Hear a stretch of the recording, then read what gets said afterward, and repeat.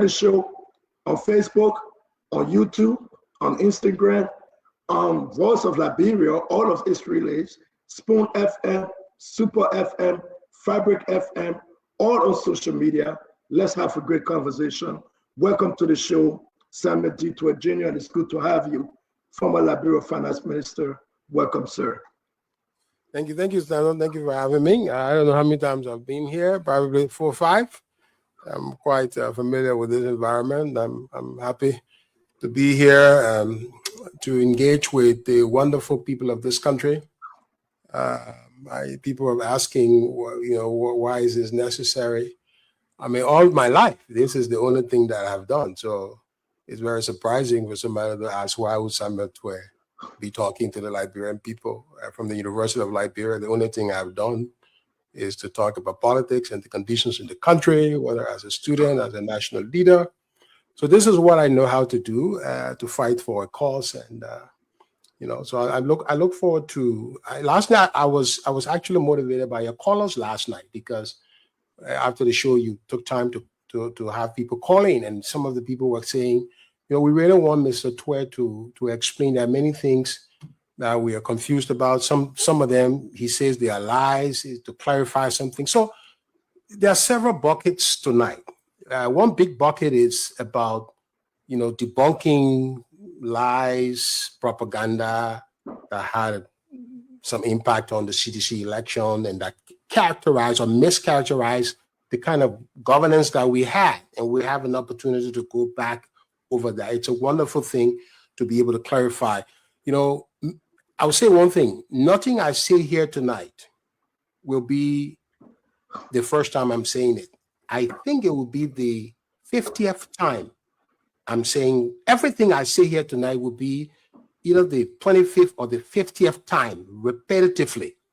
So then that means it's being said. But then why is it, even though I've said it before and many people in our government said it, why is it that people didn't hear it? Because there was too much noise, there was misinformation, there was vociferous animosity.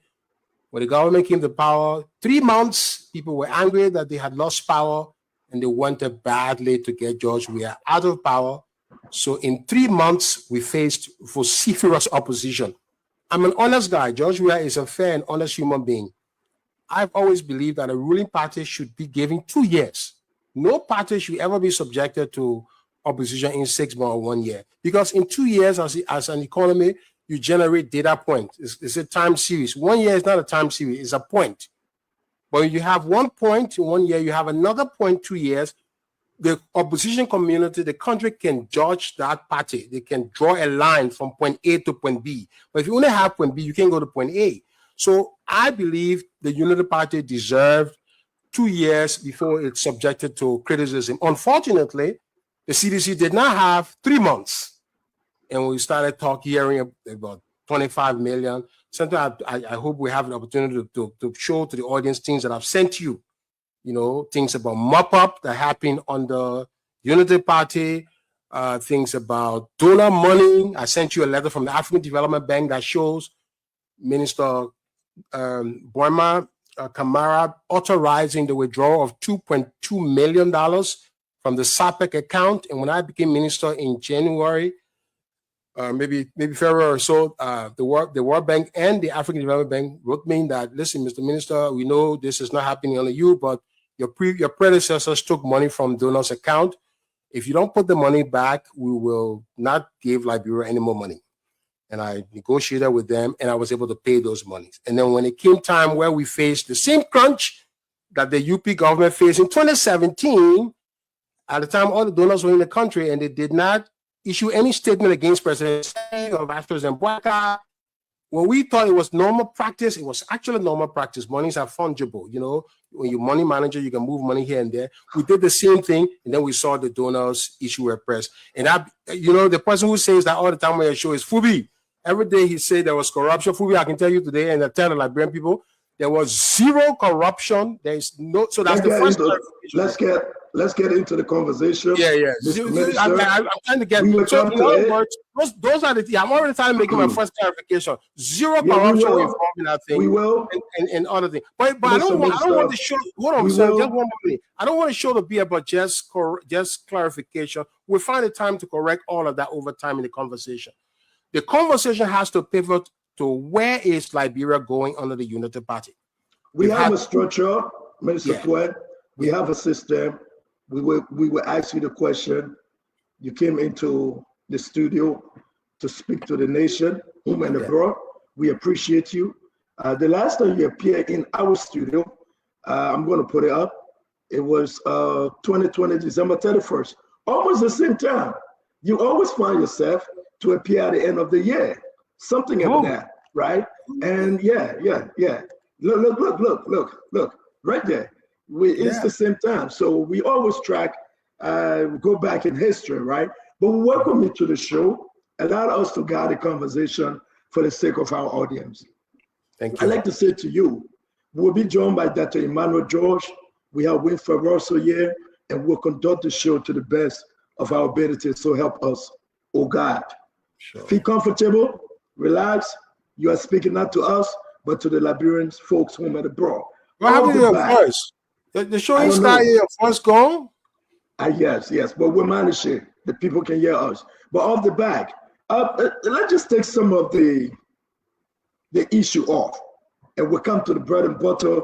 We'll come to the harmonization. We'll come to surplus. We're going to come to LDC. We'll come to the everything, that we got scheduled today. But one thing we have not heard from you, and it is so important.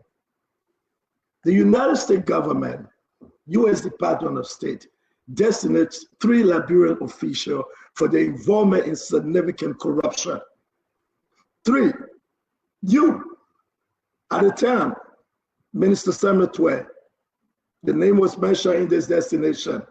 Samuel Tweah, Liberia Minister of Finance and Development Planning, and the Liberia Senator Albert Chair, Emmanuel Nukwe. Let's focus on you. It says in this destination, as per the section 7031C, the United States is publicly designating Tweah and his entire family for what? Involvement in significant corruption by abusing the public position through soliciting, accepting, and offering bribes to manipulate legislative processes and public funding. Now, talk to us. We have not heard. With this sanction hanging over you, your family, the government at the time was leaving office. Why do you think the Americans sanctioned you, designated you?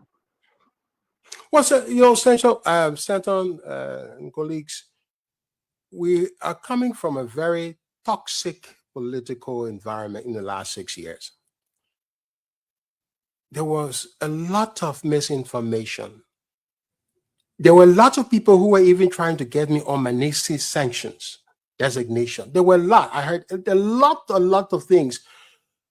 The question is, most of those things were actually lies. And tonight, we will have the opportunity to talk about many of the scandals, quote unquote, many of the things that paraded the country, the corridors of power for the last 6 years. And some of those things, sanctions is a political weapon. The Americans will tell you that. Do they have the evidence? They will not submit the evidence to the government. I made a statement on why I believe our sanction. I would not want to go into that statement again. I would just say, I believe I will work out the possibility to get off the travel restrictions. Actually not a Manisi, it's a travel ban. I think I will get out. I don't think I should have been there. I understand the context. I was in a very difficult role, but I would say that it's not really got to do with corruption, because really I was not involved with corruption. There is no evidence. We have opportunity to talk about why I tell you there is no evidence against me on corruption, because I'm the Minister of Finance. I mean, I'm not a spending minister, okay? And, people just put things on me. Most of the things I will tell the Liberian people today, and I want to ask that question. Most of the things said about me are things that I have not done. So tonight I want to ask, why is it people can say, if I move this water bottle, why they can say Samuel move this water bottle, but if I did something else, they'll say. Are you saying the American just wrongly? Look, censure is a political tool. We have to understand. But why do you think you were placed on this destination? It's a political thing, and I was in a very contentious political role, and so you have to see it at that. If it is resolved, you also have to see it in that political context. That's as far as I would go. But I would say over time, I think the public would generally understand. And tonight, when we have the conversation about 16 billion, 25 million, donor, all these are things that were part of. I went to the U.S. Congress. I went to congressmen, and they showed me information about the things that were said. Congressman Tim McGovern, okay, actually I met him. They showed me, after I explained to him, he told me, he said, you ought to be coming to Washington every week, because what we hear here about your government, in fact, we were told that your president, Weah, is trying to run for the third term in the country. And that's what I have on my file. So he manipulated so that he could run the first, then he will have another 12 years. So he probably will go 18 or 17 years in the country. That's what I'm told. Let's get back to the censure. So it's all that kind of thing that will lead to. We have enough time. We have enough time. Let's get back to the sanction. Mm-hmm. Tell the Liberian people tonight. You say it was all lies. Did the American lie on you? Were you falsely accused? Do you have a lawyer? Is there anybody now fighting on your behalf? My approach on my designation is currently, I want to deal with the current situation I have in Liberia. I don't believe I'm going to deal with this legally. It's not my approach. I said this is a political situation, and I believe I will navigate out of this political situation because it is political. So I understand that. So at the appropriate time, I will engage with the Americans. But I think I want to clear myself from this government that is pursuing me for no reason because of, the position I found myself in. Kanye said one thing, why people coming after you? Of course, people don't hate me. People fear me. People dread me because Samuel Tweah. I mean, the U.S. was so direct. They said, Minister Tweah, for their involvement in significant corruption by abusing the public position. I mean, can you satisfy? I mean, when you read that thing, it's not. I mean, I'm the Minister of Finance. The National Legislature is the National Legislature. They approve the budget. They have control over. They have control over the budget. I don't. If the National Legislature does not want a Minister of Finance to serve, that minister will not serve. They have extraordinary spending powers. They can do anything to a finance minister. So a finance minister does not need to do any. So they approve the budget. They can put into the budget what they want to spend, and they will ask me for it. And if it is on the line, legitimate, I'll give it to them. So I have no minister. What I'm saying is that there's no way no minister of finance can bribe the legislature to do something. Legislature will appropriate money for them and they will ask for it. So as I'm saying, all of that is a political stuff. I understand it to be political. I will deal with that politically at the appropriate time. Some of the reason, and before I bring my brother Russell in, let me squeeze this in line with the destination. I want to put this out. You wrote a check to FIA or FIU, according to Mr. Cowell, on September 18, 2023. His office received instruction from you, the minister, to make several transfers in this category as listed in the table. Look at the categories. Do you think these are some of the reasons you were placed on sanction? And also, these reasons now got you in court at the Temple of Justice. No, none of those reasons have anything to do with my designation on travel restriction by the State Department. Absolutely not. Those are national security purposes. No, none of them. It has nothing to do with. I'm saying my designation is a political thing. Do you know why you were designated then? Do you know why you was designated? I would not want to, I would not want to comment. I would say I will deal with the situation at the appropriate time. No, you don't want to comment, but I'm asking you, do you know where you are destined? Let me say that I'm dealing with the national situation. When I'm done with the national situation, I will deal appropriately with my designation on travel restriction to the United States. Mr. Russell, we are on the sanction, and then we can take it to the next topic. Thank you, and thank you, former Minister Tweah, for coming here to chat with us and talk to the Liberian people. Just have a few questions. So, Stanton, do you want us to stay on the sanction, or if you have a question on the sanction, yeah, I'm going to send you the lineup, and then we can take it in that order. But if do you have a question on the sanction? Okay. Yes. So, my other question on the sanction, former minister, I heard what you had to say. People heard what you had to say. The U.S. government, as Stanton pointed out, the U.S. government stated that you were put on sanctions primarily based on corruption-related conduct. So, do you categorically deny those allegations? Yes or no? I've said I've never engaged in the acts that I'm accused of, but I say I understand the contextual nature of political sanctions, in particular designation in certain contexts, and I will leave it at that and pursue the matter. Okay, but have you received sort of a formal explanation or? No, they will provide no evidence to government. They will not provide any evidence. They will leave the country to deal with that situation. I mean, the United States sanctioned somebody in Syria, and the United States is dealing with that individual today. So it's discretionary. It's a global power. I and my family are choosing to work in the confines of that context. Yeah. In that context, yeah. Okay. All right. Minister, so, go ahead, Stanton. Thank you, Russell. And Minister, you want to close up on the sanction issue? Sure. Then we move on. You can close on it. We go to the next conversation. No, I think that those will be my comments. I want to focus more on, dealing with my national situation. I have a situation where a government is coming after me.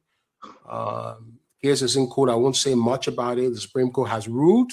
I think what I will say to the public is that the Supreme Court has ruled that, they believe that people who are entitled to, on the National Security Council, are entitled to protection, because that's the first question that the justices raised. Are the petitioners members of the National Security Council to enjoy its protection? As it turned out, I'm a member of the National Security Council, so we're filing for a re-argument to see where that goes. I want to concentrate on that national situation, get it over with, then I will deal with the State Department designation after that. Correct, but let's go there. You say it was politically motivated by who? Which political party? Who went after you? Let me stay with the fact that it's a political situation. I would deal with it appropriately at the appropriate time. But we can't do this to the show tonight. You came, you say you want to say it. Let's speak to the issue. Yeah. Your assertion. You say your assertion are politically motivated. Let's talk about you. Which one of the political party, the individual, the leaders went after you? Who went after you? What do you think your destination is politically motivated? It's a CDC. It's a struggle against the CDC. It's the fight to decapitate the CDC. It's all part of, frameworks to cripple the CDC. It's the whole thing. Over time, things will clear up, and I think this situation will be properly situated. Yeah, I would say. Have you spoken with anyone from the State Department, from the U.S. State Department on the sanction? I wouldn't know. I'd say I'm not focused on that right now. I will, if I'm having conversation with people, I wouldn't say that. So Are you saying that United Party put you on sanction? ANC put you on sanction? Who put you on sanction? I will not be direct, but I say it's a political situation. It's kind of related to something like that. It's involved with it has to do with something about politics and Yeah, but it's not about whether I took money from the governor of Liberia or stuff like that. No, I gave, legislators money. No, legislators have their money. If they ask for it, ministers of finance will give it to them. If the money What was your conversation? What was your conversation with President Weah at the time? Because your sanction came in after the election. What my conversation with President Weah? Yeah, when it was announced that you were placed on sanction. I mean, President Weah, I've seen that many of his officials were placed on sanction, and it's he's not happy about that. He's never been happy about that. He thinks there's something going on. As I said, when we go back to the donor thing, donors filed a complaint publicly that they didn't file under the Unity Party. Donors sanctioned CDC officials. So CDC was in a very difficult position, and there was a lot of conspiracy against the party. And it seems like they lost of the election by losing the election, as I wrote on Facebook the other day, gave the CDC an opportunity to actually win, because in stepping aside, you put the Unity Party back into power, and then the country can then see, wow, looking back. So all these things we did to these CDC people, it seems like we wrongly did it to them. It seems like the country will start reflecting in that, and the CDC will grow in standing. And some of the things that are happening to it when it was in power will go away. And that's why I'm saying we bide our time. The president is biding his time. He will engage constructively. He is engaging constructively on these matters. Over time, we'll see the light at the end of the tunnel. Yeah. Lastly, why do you think you were placed on sanction after the election instead of prior to the election? That's what I'm saying, because I believe if we had won the election, I don't believe I would have been designated. That's what I can put my neck on the chopping board. If we had won the election, I would not have been designated. That we lost the election, somebody just said, look, okay, we're going to do this. Let's finally just do it now because he's not there. I know that. Where's it? Yeah, so looking back, Mr. Tweah, can you think of any action or decision that you may have taken under your leadership, under your stewardship of the finance ministry that may have triggered this sanction? No, I don't. Listen, let me tell you. The United States government, through the Millennium Challenge Corporation, has awarded Liberia a compact for the second time. No country gets a compact that has a bad governance. Zero.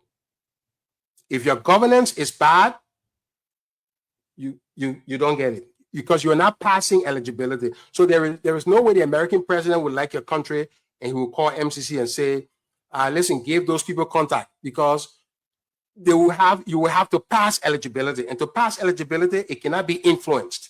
You are ranked with a group of countries whose behavior can determine your score. So if, for example, if Liberia is with 5 countries, Ghana, if all those 5 countries rise all the way above Liberia and Liberia stay on a score, Liberia will fail. So you are as good as your comparators, okay? So that process can be influenced. 2 years ago, we worked, that Spoon is part of that story, the Amuto Ken story. I was here, we worked and worked and worked, and we got those passes, and the MCC board was satisfied that Liberia was on a trajectory winning full. So the point is, and this is the point, when I used to go to Treasury, I say, listen, Treasury, State Department is putting some information about our government. We're working with the IMF. IMF is praising our government. You, Treasury, are praising our government. Eric Meyer. State Department is now saying MCC is working with. So you see the mixed messages there. So I'm saying there's nothing that we could have done to say I could have done to say I deserve the sanction, because we worked hard on the governance front. I can tell you from the beginning, 2 years, we talked about that governance was challenging. When I went to Washington, D.C. to talk to Eric Meyer, there was the worst spring meeting I ever had. It was a dark day for me. Year 1 of meeting Eric Meyer. We talked governance, he beat me up. But I went back to him. He ran away from governance. He didn't want to talk about governance because he felt we were doing better. He wanted to talk about other thing. I said, no, we'll come back to macroeconomic stabilization because we've turned it around. So we did turn the corner. MCC recognized that. Parts of the American government recognized that. That's why today Liberia has a compact. So if anybody say we broke this country down, I would point to MCC as the reason why we didn't break it down, because the foundation for MCC is the foundation of our governance, and that's why we have it. So and that's why we will move on from sanction. Russell, you got something last to add? Well, yeah, I'm just going to lastly say, keep pressing this, because the U.S. would not just come, willy-nilly and just put sanctions on folks. I'm not saying that that the U.S. is infallible. I'm not saying that. Mm-hmm. But when they come forth with these kinds of destination, it is serious, and they do the due diligence. So you previously suggested that the narratives around corruption or they're exaggerated, or why you were placed on sanction is politicized. But sanctions of this nature require interagency review. Okay. No, not. Are you saying that the U.S. government got this wrong? No. Let's correct that now. This is a Spoon Network. Let's correct. The State Department designation does not require interagency. This is not Magnitsky. What you're talking about is Magnitsky. State Department is just the authority of the Secretary of State. There's no interagency involved. Okay, so even if you dispute these sanctions, would you then accept the responsibility for what happened at the Ministry of Finance while you were in charge that may have triggered this? I'm going to write a book about what I did in the country. The responsibility that I have as minister, I would never run away from that. My record is there. My record is public, and we'll talk about some of that today. I'm proud of my record, my public record as Minister of Finance. There was a lot of controversy, but I'm saying part of this conversation tonight is to show that those conversations were motivated by political purposes, and we'll find that tonight that they had no basis at all. Hopefully, we can get to some of that. So I'm proud of my record. I don't believe I was. What do you think? Well, what do you think President Walker should do? Because it's been maybe 3 years now. We up for maybe the 4th year. Do you think the president should open an investigation here to clear you guys, investigate the destination from the U.S. State Department on Abache, Emmanuel Nukwe, Samuel Tweah, and the rest of you guys, because this is about massive corruption? I understand. I stand to be corrected. I believe there may have been attempts. I think people may have broached this with the Americans. I believe either the LACC, to the best of my recollection, may have written to say, do you have anything on Minister of Justice to say?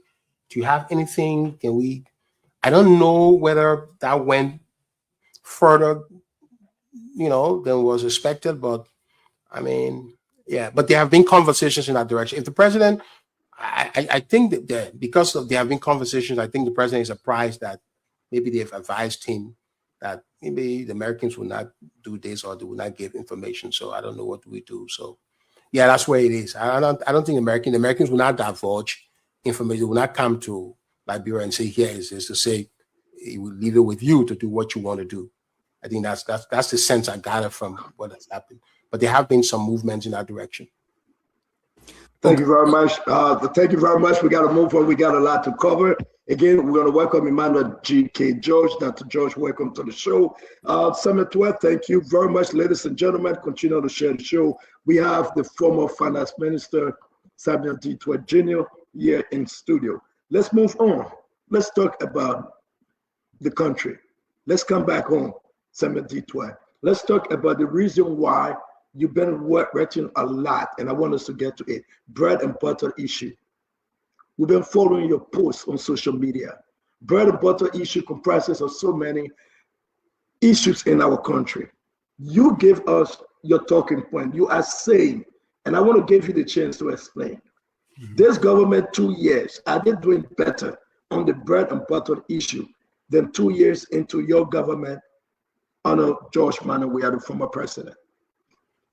Even the United Party people will tell you they are not doing better than the CDC. To themselves, they know that.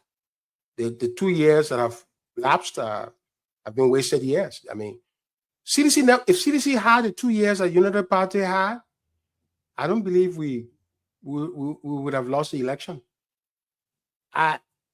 When the president was sworn into office, 3 months our opposition started. And our opposition started because United Party folks were angry. They had campaigned that President Weah is not quote unquote competent, qualified to be president. He didn't go to Harvard. He doesn't speak a certain way. He's not a typical politician, so he should not run the country. That's the campaign they ran. And when he won them, bypassing the intelligentsia, the middle class that normally would be against him, he won them in spite of and despite this group. They were angry, and so they came out for us. And that's what happened. So they threw everything out to destabilize the CDC administration. Listen, we started with macroeconomic instability. In 3 months, the exchange rate started going up. And why did the exchange rate go up? Because in 2017, the United Party government was faced cash crisis, and they went to the central bank and they took the Liberian dollar that was there and they started using the Liberian dollar in that year. This is the same year where Minister Kamara took the SAPEC money, the letter I gave you, and I hope you can show it. I want you to show that letter to the Liberian people. So let the Liberian people see that there's the letter. Let them see that this is the central bank telling the African Development Bank that the Finance Minister Kamara authorized 2.4, I don't know, 2.2, is that 2.2 or 2.4 million from our account? So you all go to the new Minister of Finance, Samuel Tweah. If he tell us, he can pay that money. We got a government continuity. No development partner wrote a press release condemning the United Party for this action. The president instructed me, I briefed him. He said, Tweah, these are our partners. If they're complaining, pay them. So we found money. We were struggling with LEC inheritance that we have on the compact arrangement. We had to pay LEC 9 million. We were struggling, and we put this money back. And the World Bank came with everybody was coming with a letter to me, and I wanted to build a relationship with these partners. So I paid all that money back. But in paying money back, remember now, this was not money that was budgeted. That whole I was digging for myself. So I had to be paying government worker and taking government worker money and paying it for United Party money that came from the previous year. We solved that problem. When we got into crisis and we did the same thing, the partners went together and issued a press release. So I'm saying to you, this was the tension that we had as a government. There was difficulty. We did map-up exercise. This is not, map-up is done by the central bank. Let me be clear. I sent you another information to put up. If you ask me one mistake you made, so maybe you ask that question. If you had to do something over, what would that be? And I will be honest with the Liberian people and we have that debate. Whether that was a mistake. Hold on. Let me fair with the conversation, Minister. Yeah. We'll come to it. Let me put this back up. You saying that Kamara, the former finance minister. Let's talk about this letter because now you read the last part. I said, we are pleased to inform you that the amount mentioned above was debited based on the letter of authorization approved by the Honorable Minister of Finance and Development Planning dated March 13, 2017. March 13, 2017, the party called CDC was not running Liberia. So tell Fubi. No. Listen. So let me ask the question. What was this money for? While Unity Party 2017, the last year moving into the election, requested this amount. You had any clue? Because I believe it was salary. When the Minister of Finance authorizing money from a donor account, that's salary pressure. That year was tough. It was an election year. That's how the Liberian dollar went out of hand because the government took there was 6 billion, I believe, Liberian dollars sitting at the central bank for years under Madam Seri that was not used under Mail Jones. All of a sudden, that money became gold. They moved all that money out. That's how the exchange rate started to move up in February, when President Weah took over. So the foundation of our macroeconomic crisis is anchored in 2017 under the Unity Party. But the people who caused the problem for the new president, George Weah, then got angry that George Weah is making the exchange rate to go up and then started pushing all kinds of phony things about all kinds of lies against his government. Then they went to 16 billion, all of that. But that money is that money was giving, and that's not the only amount. I will get the other letters for you. That's all. The World Bank pressed me very hard. And let's be honest, I didn't just sit down and pay that money. It was not there. It took months. They wrote me reminder letters, Mr. Minister, you say you pay the money. I mean, I was hounded. World Bank and AFDB. I came from AFDB, so the AFDB people are very close to me. They were always with me. They're calling me. We finally paid that money, but we strained to pay it. When did you pay? 1 year. When did you pay the money back? 2018. The board, I paid the World Bank and the African Development Bank in 2018, but we dug our own hole. Let me be honest. I'm being honest with the discussion. We paid, but we took also because it was a practice established by the Unity Party. We didn't believe there was anything wrong. It's like a money manager. You're investing, you investment manager controlling monies all over. You can move money from the part and put it in this part. You move it from here. So they say because the government revenue is constant, it will come. So the controller can see all these money, he can collect them, pay, and then put them back. So let's be clear to Liberian people: there is no corruption in this thing. But the partners wrote, and it made it look like we were stealing donor money. That's how it made it look. The saddest thing about this for me, my disappointment, is that Minister Weah Kamara and people in the Unity Party who knew this did not stand up and say, no, this is unfair to President Weah because we too did this. And this is the unfairness of the country. But Weah stood up to say, listen, I wrote a letter to these people. I don't think it's fair for Samuel Tweah to be going through this. I would have honored him today, but he didn't. He remained quiet. But what you did, you didn't provide this letter at the time. I provided. No. Listen. I said at the beginning of the show, everything I'm saying here today, I've said it 100 times. There are clips you will find me explaining this thing. In fact, I explained something called dig hole, cover hole. I went to the Senate. I explained that the former government dug hole for me. I explained to Senator Vanny Sherman. He said, "Young man, I understand what you're saying." What this budgeted? Did you include this in the 2018 budget? No, it was not there. I mean, I didn't know. This thing happened in 2017. I come to power in the budget. We had this 2017, 2018 budget. So technically, the budget was already in motion. It was not in the budget. So there was no money to pay these people. We had to take the money. We had to use salary money to pay. When you're talking about the salary crisis that were under us, those are all the problems because you got to take money to pay. So $2 million was a salary problem for you. $2 million. More than $2 million. World Bank was another $2 million. World Bank was and at the end of the day, you went back to the same people and you collected money under the CDC government within the same format, correct? That's correct, because we didn't see there was anything wrong with that. The only issue was with the Weah situation is that it took long to pay back. This thing is a fungible thing. When you take it, when did you take your own CDC money out? When? I think sometime later on in the year, some September, October, the controller, our salary situation, you mop up this money. What year? 2018. So 2018. Yeah. You paid Weah Kamara money. Yes. 2.1 million. And you went back the same 2018 and you collected it. How much did you collect? Well, I think it's a different amount, 500,000. They're different pots. They're not big amounts, small amounts to keep the thing running. Because revenue's coming in. No. Let's slow down. T12. 2017, you paid Weah debt. That's correct. But then you are saying September, you went back there and you ate your own. How much did you eat total? I will not be able to tell you offhand now. I'm just telling you, the practice was not frowned on in the Ministry of Finance. It was accepted financial practice.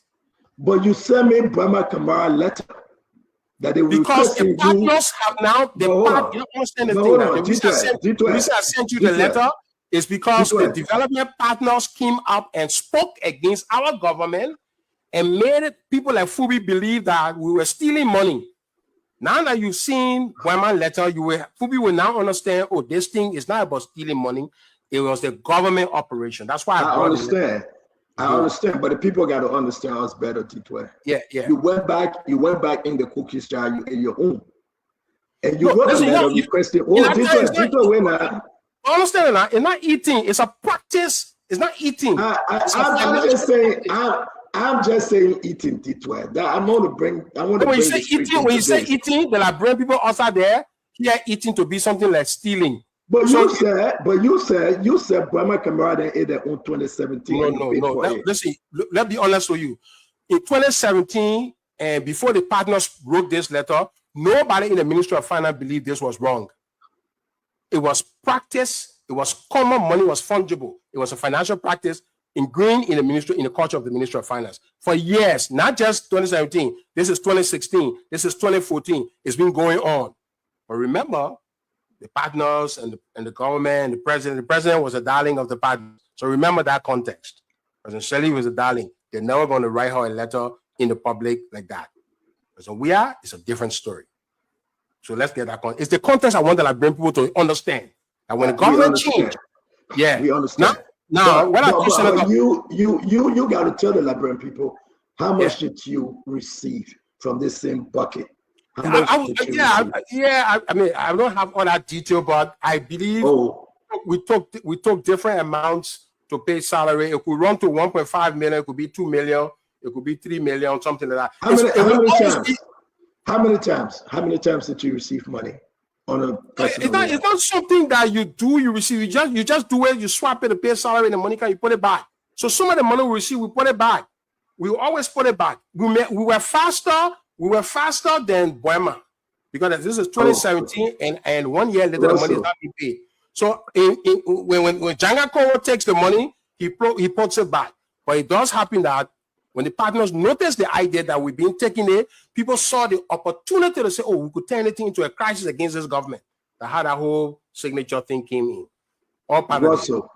Russell, we are on this letter 2017. Buema took money. They wrote a letter 2017 to Samuel Tweah to pay back. He paid back, but he can't tell us how much he received under the CDC government. Let's say your question. Put it at 2-3 million. I mean, I will not be exact, but 2-3 million. Let's say it that way, nobody taking 10 million from these parts. Nobody. This is a small amount to just move government when the revenue comes, because we can't take 10 million of our revenue. No, revenue coming every day, 1,500,000. So you can go take 5 million. You take 1, 2. When 500,000, you put it back. You wait for the next one. That's how the controller and the people who are doing these things are not Minister of Finance. I mean, basically, sometimes it's the controller and all of that. But you know what happened? But you know what happened in Detroit before Russell coming? Yes. You can give the network document on Buema Camara, but you can't remember on the CDC how much you collected, how much you requested. Because the reason why that's not important here, you're not understanding the thing again. The reason why the public already know that Samuel Tweah took donor money. So they don't want to see a letter. What they want to see is whether Buema Camara or Amara Kone or Gafwan took money too. That's all the public want. No. The public want to see the letter of how much you collected from the same donors. To be fair. I can tell the public here now that our money will have been 3 million, 2.5 million. That's important because they already know we took money. What they don't know, the news to them tonight, the breaking news, is that they're going to bear tonight. So also the thing here started, no man, that one of the clarifications that's happening tonight. So they donor money thing here, and not just Samuel Tweah. I'm glad to know we check. But we want to see the letter. You'll see the letter written to me. You see the amount we took. Not news for the public. The public already know I took money. So I will show you a letter for you. My focus was not on me because the public already know. If the public wants to see a letter, I will get a public letter. Maybe I will check what I want to show and show it to you. Send a complaint against Samuel Tweah. Maybe that 500,000. You'll see my own letter. Russell. Thank you. Yeah, we'll be looking to. I'm looking for the breaking news at all. That one not breaking news. Okay, Mr. Tweah. So during your tenure, Liberia faced inflation. There was currency depreciation and fiscal pressure. What do you consider your most effective economic intervention and why? Because critics are saying that the ordinary Liberians did not really feel the benefits of the macroeconomic reforms that you're talking about. What? Look, CDC and macroeconomics, that 5 and 6, that bread and butter, forget it. Nobody. You go in the IMF today, The IMF will differ with me on things. They'll tell you, say, CDC macroeconomics was macroeconomics. You go to the IMF, they'll tell you, say, yeah, the program at the end of the day, there was some slippages, but these people ran macro. Yes, they ran macro. We brought inflation down from 30% to 7%. Before macro, President Weah, here's one of the things that I believe we were not too successful in conveying, even though the Liberian people were getting the impact. President Weah called all the rice importers in his yard early in 2018. I recently posted bread and butter issue price. Price of rice was $16. President Weah came and called these people and brought it to $13. And I would say my hat's off to the rice importers of this country under President Weah at that time, because you know what? We did not subsidize. I saw some people responding to me saying that we subsidized that 2018. There was no, I beg your Minister of Finance people, when you're writing, you're right honestly for the Liberian people. When President Weah did the subsidy in 2018, there was, the price control, there was no subsidy. So that was like a miracle for me. The man was holding the water coming out of the dam, and he had it for 3 years. And I don't know how the importers managed under him, but I would say kudos to him. We got to give him a award for that. He had that price steady for 3. COVID-19 didn't change that price. The only thing that threatened that price was the Ukraine war, because the freight went up. So the importer said, no way now. The dam has burst, the water can, the president, a good way can, and the president was still insisting he didn't want to break it. We had to form committee, extraordinary committee, that how we brought the subsidy. That subsidy was in around 2022, I believe, between 2021 and 2022. So all your critics out there, there was no subsidy from 2018, no subsidy 2019, no subsidy 2020. I beg you, y'all tell the Liberian people the God-fed truth. Honest truth. You'll talk that one to them. So that's how President Weah. So that's macroeconomic impact. When the price of rice stay at $13 below, and when the president is able to hold that, Liberians benefited from that. I think we didn't communicate that electorally. I don't think, but again, how will you communicate that when people talking about 16 billion, when people lying about that I'm Minister of Finance, I'm dividing 25 million. Let me be clear here. No Minister of Finance goes in the street. There are people to this day who believe that I was in the street dividing money. Let me tell you, only central bank people do monetary operation. Honor Boyman Kamara, honor President Salif. And I wanted to say one thing earlier. And I wanted to say maybe it was a mistake or it's not a mistake, but it's a debate that I will throw the Liberian people. You know the reason why MOBA became an issue? If you play President Weah back, I would debate how whether we'll do that same thing, but I would still say we'll do it because I'm a transparent man. It's because President Weah put in his speech that we'll take 25 million and use it to stabilize.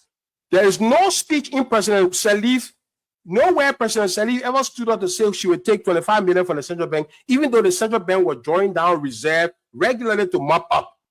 But because our president was trying to make the president a transparent, honest president, so this is where honesty backfired. Now, to the Liberian people, should the president have been honest to say 25 million, which will bring visibility, then politicians will go look and see what the central bank doing, and they will lie on it?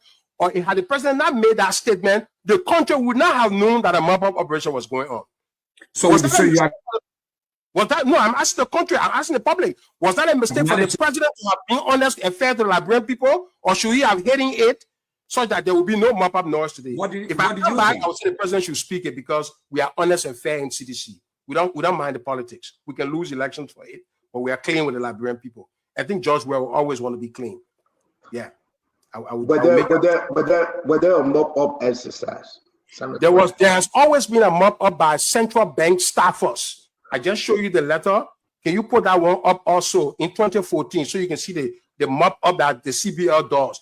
It's a regular CBL operation. They do what they do. The whole exercise there. No, that one. No, that one that the money the government debited. All right. So I will find that letter, but I'm asking you. So you did a mop-up exercise on the CDC? So the mop-up exercise was done by the Central Bank of Liberia, not by the Ministry of Finance. The Ministry of Finance and is the chair of the economic management team. We're only going to the central bank for them to brief us on all the monetary operation they're doing. Then we think it through. They go in the field and go do the operation. They advised that minister, as chair, if you want impact, Monier Siaple, who was, I think, the chief economist at the CBL, if you want impact to bring the exchange rate down, and there was impact, you have to physically go out in a short-term basis and bring this money in there. And this is what we do. How much? I believe it was $2 billion Liberian dollars. I think the operation was in the total of US. How much? The mop-up involved 17 million. So the president authorized 25 in his speech, but actually the central bank used 17 million. That's another correction. Okay. So let's get it straight, D12. Yeah. Let's take our time. Let the people understand. 1725. You guys carry out a mop-up exercise, correct? Central bank. Yes, central bank. But you were involved as the Minister of Finance. I was not involved. That's the thing. So let's correct that on the show. I'm the chair of the economic management team that is meeting at the central bank, and central bank staffers who do financial operations go and do it and bring the information to the Minister of Finance, the LRA boss, the National Investment, who are meeting in the EMT Council to see what they are doing. That's not us running that operation. But the economic management team that you were chair of, you had a role into the process. Am I correct? No, I'm saying no. I'm saying the economic management team was based at CBL, and the CBL staffers were doing their monetary operations and reporting to the team. Just as LRA. But you said you were the chair. You were chair on that team as a finance minister. You said the finance minister is the chair of the economic management team.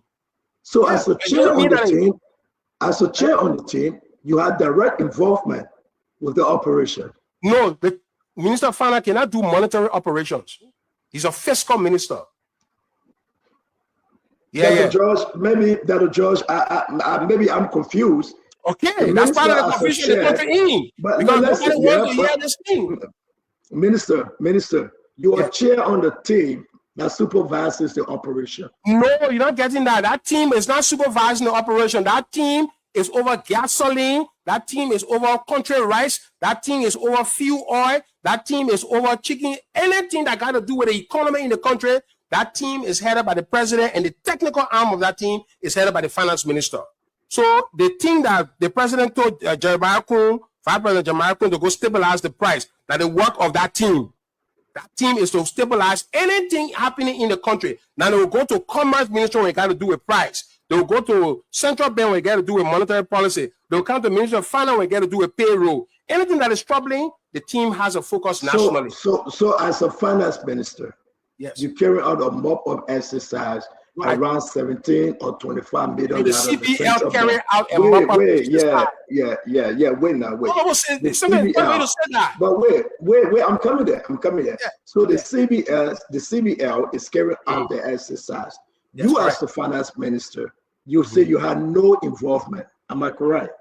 That is no. I'm giving you the involvement as chair of the economic management team. I'm sitting with the investment commission, the deputy minister of state, the minister of agriculture, all the economic management people, and the central bank staffers come to tell us the result of their monetary operation.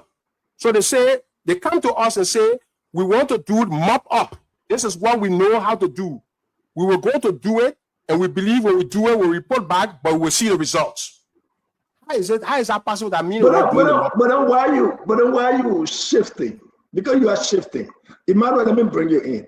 Right? So Dito, I beg you, hold on 1 minute. The Liberian people listen to you. You either in or you out. You either in or you not. You cannot say you were sitting and the people reporting to you guys. Emmanuel, I'm confused. What is Samuel Tweah saying? Was he involved or he's not directly or indirectly? Emmanuel, just come in, man. Come in, Dr. George. This is not clear. How is that clear? Do you believe that I went and took money to Nikutown? I'm not saying that. What I'm saying to you, it's important for you to say something. I didn't take money. No. Samuel Tweah. Yes. Samuel Tweah, Minister Tweah, right? Yeah. You were finance minister. That's correct. The mop-up exercise, you can tell the Liberian people you knew about the operation. If you wasn't involved, if you wasn't involved directly in the operation, but they reported to you because you just said. No, That's what no, I'm no, saying. you are not too clear. No, Stanton, the Liberian people believe through partly your network and other places that Samuel Tweah was in the street with the central bank staff going from business to collect money. Now, you got to help tell and say, no, that lie. You're lying on Samuel Tweah on that one.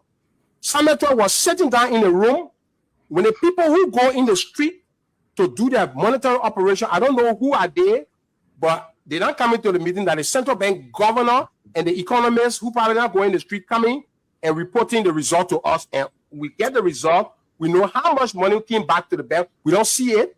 We go into the monetary operation. They say, okay, they took 500,000 today. Okay, then we monitor the exchange rate, and the exchange rate did drop. People turn that over and say, I was in a taxi. I went in Yucatan and they saw me. Somebody called from Nima County and asked me that question. I went, oh, yeah, BC. All right. Emmanuel, let's bring Emmanuel in. Dr. George. So let's be clear. I don't want Warren was sitting there in the room with the central bank. What I want to clarify is that Samuel Tweah Jr. is Minister of Finance. You got to respect the office, even if you don't respect the man. The Minister of Finance can't even go outside to pay government worker. He can't go in the street to pay worker. He will not go join. We will not have the we got to get to the bottom because you are yet to start it all. Emmanuel, what are you understanding from the minister? Go ahead, Emmanuel. Good evening, Honorable Minister. I hope you are doing great this evening. Good to see you. More than great, man. More than great. It's great Good. to talk to you. On May 19, 2019, in his address to the nation, you are the chairman of the technical economy management team, right? That's correct. That's correct. And you are reclusing yourself. You said this was a full central bank business that you were not involved in the $25 million mop-up exercise. But on May 29, 2019, when President Weah, former President Weah, addressed the nation, he accused the team of two things in that address on page 5 of the address. He says that businesses that you all listed for the mop-up exercise revealed that they did not participate in the exercise. And 2, some of those businesses could not be found anywhere in Liberia. So who the they then? Who the they? So as the chairman of the technical economy management team, yes, when businesses were being listed to participate in the mop-up exercise, were you not aware? We don't do central bank operation. This is what I'm trying to understand here. Listen, the central committee goes to, if we're dealing with price, we go to the Minister of Commerce. We say, Minister of Commerce, we understand there is a substandard lab in Yucatan somewhere killing Liberia with bad drugs. Minister of Commerce, y'all go find out. The Ministry of Commerce will take their technical team and go in the street, go solve that problem and come back. Are you telling me that because I say the Minister of Commerce will go inspect, that I went to the team to inspect? That I'm trying to tell you, I'm aware of the Minister of Commerce going to inspect. I'm aware of the CBL doing their work, but I do not do their work. I don't go. Nobody from the Ministry of Finance goes with the CBL. It's Richard Walker. It's Foncia Donso. It's the people who work at the central bank under the governor. They go to their place and they go do their operation. If they don't know how to do it, Samuel Tweah will not take the responsibility as the fiscal minister because the central bank made a mistake. Honorable Minister, yeah, you were injecting $25 billion into the economy. I'm not saying that you go into the street to do the work. I'm saying that businesses were shortlisted. Businesses were targeted. Yeah. And those businesses are reporting back to Mr. President that they did not participate in this exercise. Those businesses are also reporting back to Mr. President that they were not involved in this exercise. Because and those businesses and other businesses and other reports are reporting that some of those businesses were never found. Now, you as the chairman of that technical management team, who is responsible now for working with your team to disperse $25 million of our taxpayer money, Are you telling me that you did not have any strategy in place to target these businesses that did not participate or were not found? That responsibility is not on the technical management team, it's on the central bank. That's the core business of the central bank. The technical management team cannot tell the central bank how to do monetary policy. So are you saying, Mr. Minister, I understand you. Are you saying that once you put this in place, you are not receiving report throughout the process from the central bank as the chair of that team? We're not auditing the central bank to see it's not an audit to the central bank to see how. The fundamental question here, this crisis, is that the central bank does not have the competence to do mop-up. So the committee must show the central bank supervisory oversight on how to do it. That is what I resist. I resent that characterization because the central bank has been doing this operation since the last 15 years the war ended. I sent Stanton the mop-up done in 2014. It will be helpful if you can put it up, Stanton, so people see in 2014, mop-up was done. These people have years of experience. When the economics management team hearing from them, we're not questioning their competence. We're not going to ask them, say, you don't know how to work to do. We don't ask them what business you do. They're supposed to know what to do. That's their core monetary function. Okay, Mr. Yeah, hold on, Emmanuel, let's stick with this. We still got a lot of time. It's good to have Minister Tweah in studio to address this. Minister Tweah. Yeah. You didn't get in the pickup. You didn't get in the taxi to go around to distribute money. That is clear. No. Say that again, please. Say that. No. I'm saying, as you said, that is clear. You say you didn't do it. Listen. Hallelujah. Wait. Let's say that again. My man, I think you said that. Say again. But wait, no. D12, yeah. I'm coming to something here. Okay. But you know what is so discouraging here? You chairing that committee. Let me ask you, did the process work? Now you know that the people saying you listed fake company, not you, but those that went out there. The operation was a failure. Well, what was your advice to the president thereafter? Did you guys deceive the Liberian people, the central bank, the government as a whole? Did you guys deceive the Liberian people in this operation of the 25 million mop-up exercise? My knowledge after that is that whatever the central bank have been doing under Madam Salif up to President Weah, now I know they did not know what they were doing. But I will not Samuel Tweah responsibility there. I will not economic management team responsibility.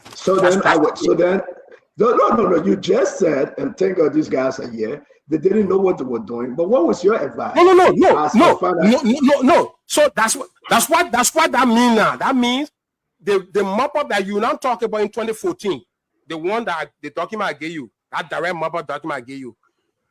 The reason you're not talking about it now is because President Salif at that time did not announce it to the world that we're taking withdrawal. The reason we're talking about it one is because President Weah say, Central Bank, you take money from the reserve. Central Bank take money from the reserve regularly to do monetary operation.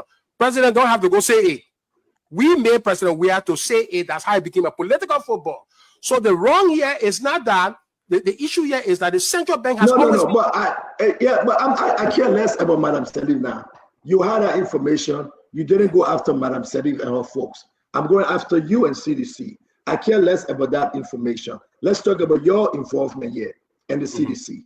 So hold on 1 minute. You admitted on the show that central bank, since Madam Salif time to call CDC, they didn't know what they were doing. You just said that. No. What was your advice? Based on the result that we got, that people are going to people, it means to me that anytime the central bank did mop up in the past under their monetary operation, there were issues. But the reason those issues were not coming to the pool because the public did not know about their monetary operations. So again, what did you tell Mr. President? I have no role to play in central bank operations. The president can fire the governor of the central bank, but the minister of finance. D12, hold on. Yeah, you as the chair on that committee, what was your report to Mr. President on the exercise? Oh, the report when the central bank files the report, we table it and send it to the president about monies collected, the impact on the exchange rate, all that one. When the auditors go, at that time, the audit was not done. This was investigated. The reason the investigation happened is because of the politics. You know, you're still missing the reason why me and you. I don't know. I'm not missing it. I will not go there. You don't get it. The reason why Minister Tweah, you admitted. That same man have said it to the current CDC. The whole process was messed up. No, I didn't admit that. It's because of the results that became exposed because an audit. So, in other words, if the GSE goes to audit 2014 operation, my supposition is that the result we saw in 2017, we will see it in 2014. That is my thinking because the same people did it. But on a George Weah, it wasn't a successful process. And because of that, we are beating on you and the CDC government today. Right, Russell? Because we said what 25 million, you said it was 17 million, whatever the amount was. The result, it wasn't successful. Can you admit that the George Weah government, after everything was said and done, you had a failed process when you're talking about mop-up exercise? I would disagree with that conclusion because it was politicized. The mop-up was successful in the form of the exchange rate stabilizing. It's very clear the results were there. The exchange rate were on the path to 187. It came down to 154 and it stayed that way. So the mop-up monetary operation was successful. The central bank in the operationalizing that monetary operation, in carrying out the function, wherever their expertise, that's their domain, that's their forte. If they committed errors, that's on the central bank. That's not on the economic management team. So it's very clear. Economic management team. Russell, President George Weah put the finance minister as chair on the economic management team, right? The EMT. And the chairman on the EMT saying, well, blame the central bank, don't blame me. Because it was their operation. How do you think they're going to settle in with the Liberian people? The finance minister chair on the EMT. Oh, the Liberian people. Listen, that one fundamental question Liberian people gotta ask. Mr. Tweah, when you go to the EMT meeting, that you can be running the central bank, the EMT meeting, as chair of the EMT, you can take over the central bank when you go there, where all the staff can be reporting to you, or the central bank governor can go meet his staff. Then again, the people, then he can't bring it to you like a cabinet meeting. That is how the central bank, that's how the EMT runs. Who was the governor at the time? Not Petrie. Not Petrie was the governor at the time. Russell, go ahead. All right, Mr. Tweah. So everything for you, you trying to obfuscate and claim that it was politicized, but. So in hindsight, though, is there anything that you would have done differently regarding, say, for example, the mop-up exercise, the currency management, or the coordination with the central bank? In hindsight, the only thing, and I said it earlier, I don't think I will still do it. In hindsight, is to say the president, we have not made any speech about reserve. That's the only problem here. If President Weah had not spoken, there would have been no. They were not going to go on the radio and say Samuel Tweah will carry money in Douala. Simple. You're not going to go on the radio because he would not have known. Central bank operation is monetary operation. Right now, you don't know. You know what the central bank doing. You don't know whether they're printing money. They're not printing money. You don't know. So we're just sitting. So that's how So you think by President Weah publicly stating that or saying, making those remarks, that sort of like. That put the political football in the hand of an opposition that were already looking for something to damage a government in 3 months that they believe that should not have been leading the country. So they went out fishing and said, oh, my man, they 25 million thing there, we can make it a political thing. We turn it inside, we just politicize it. And they were successful in that. That's the only lesson I see there. But the central bank has done mop-up operations for more than a decade. They have the experience. I, as Minister of Finance, I don't know how to do it. I don't know their methodology. I don't investigate their method. I don't go to the central bank and say, I don't trust your capabilities in doing monetary operations, so I want to review your files. That would be too arrogant of me. I don't go and say, Walker, you're a banker, you don't know how to do your stuff. No, I don't do that. I leave them, they advise. The only thing we say is that they advise us, say, Minister, if you want the macroeconomic impact on the exchange rate, this is the way we will have to do it. Since they are the ones who are doing it, I don't know how to do it. I can't advise and say, no, don't do it because that's their job. The man who has the expertise, the doctor tell you, say, if you want to live, I will have to operate the left side and penetrate. You say no, then you say you will die. You say yes, he go operate, you die. Then you say who you blame.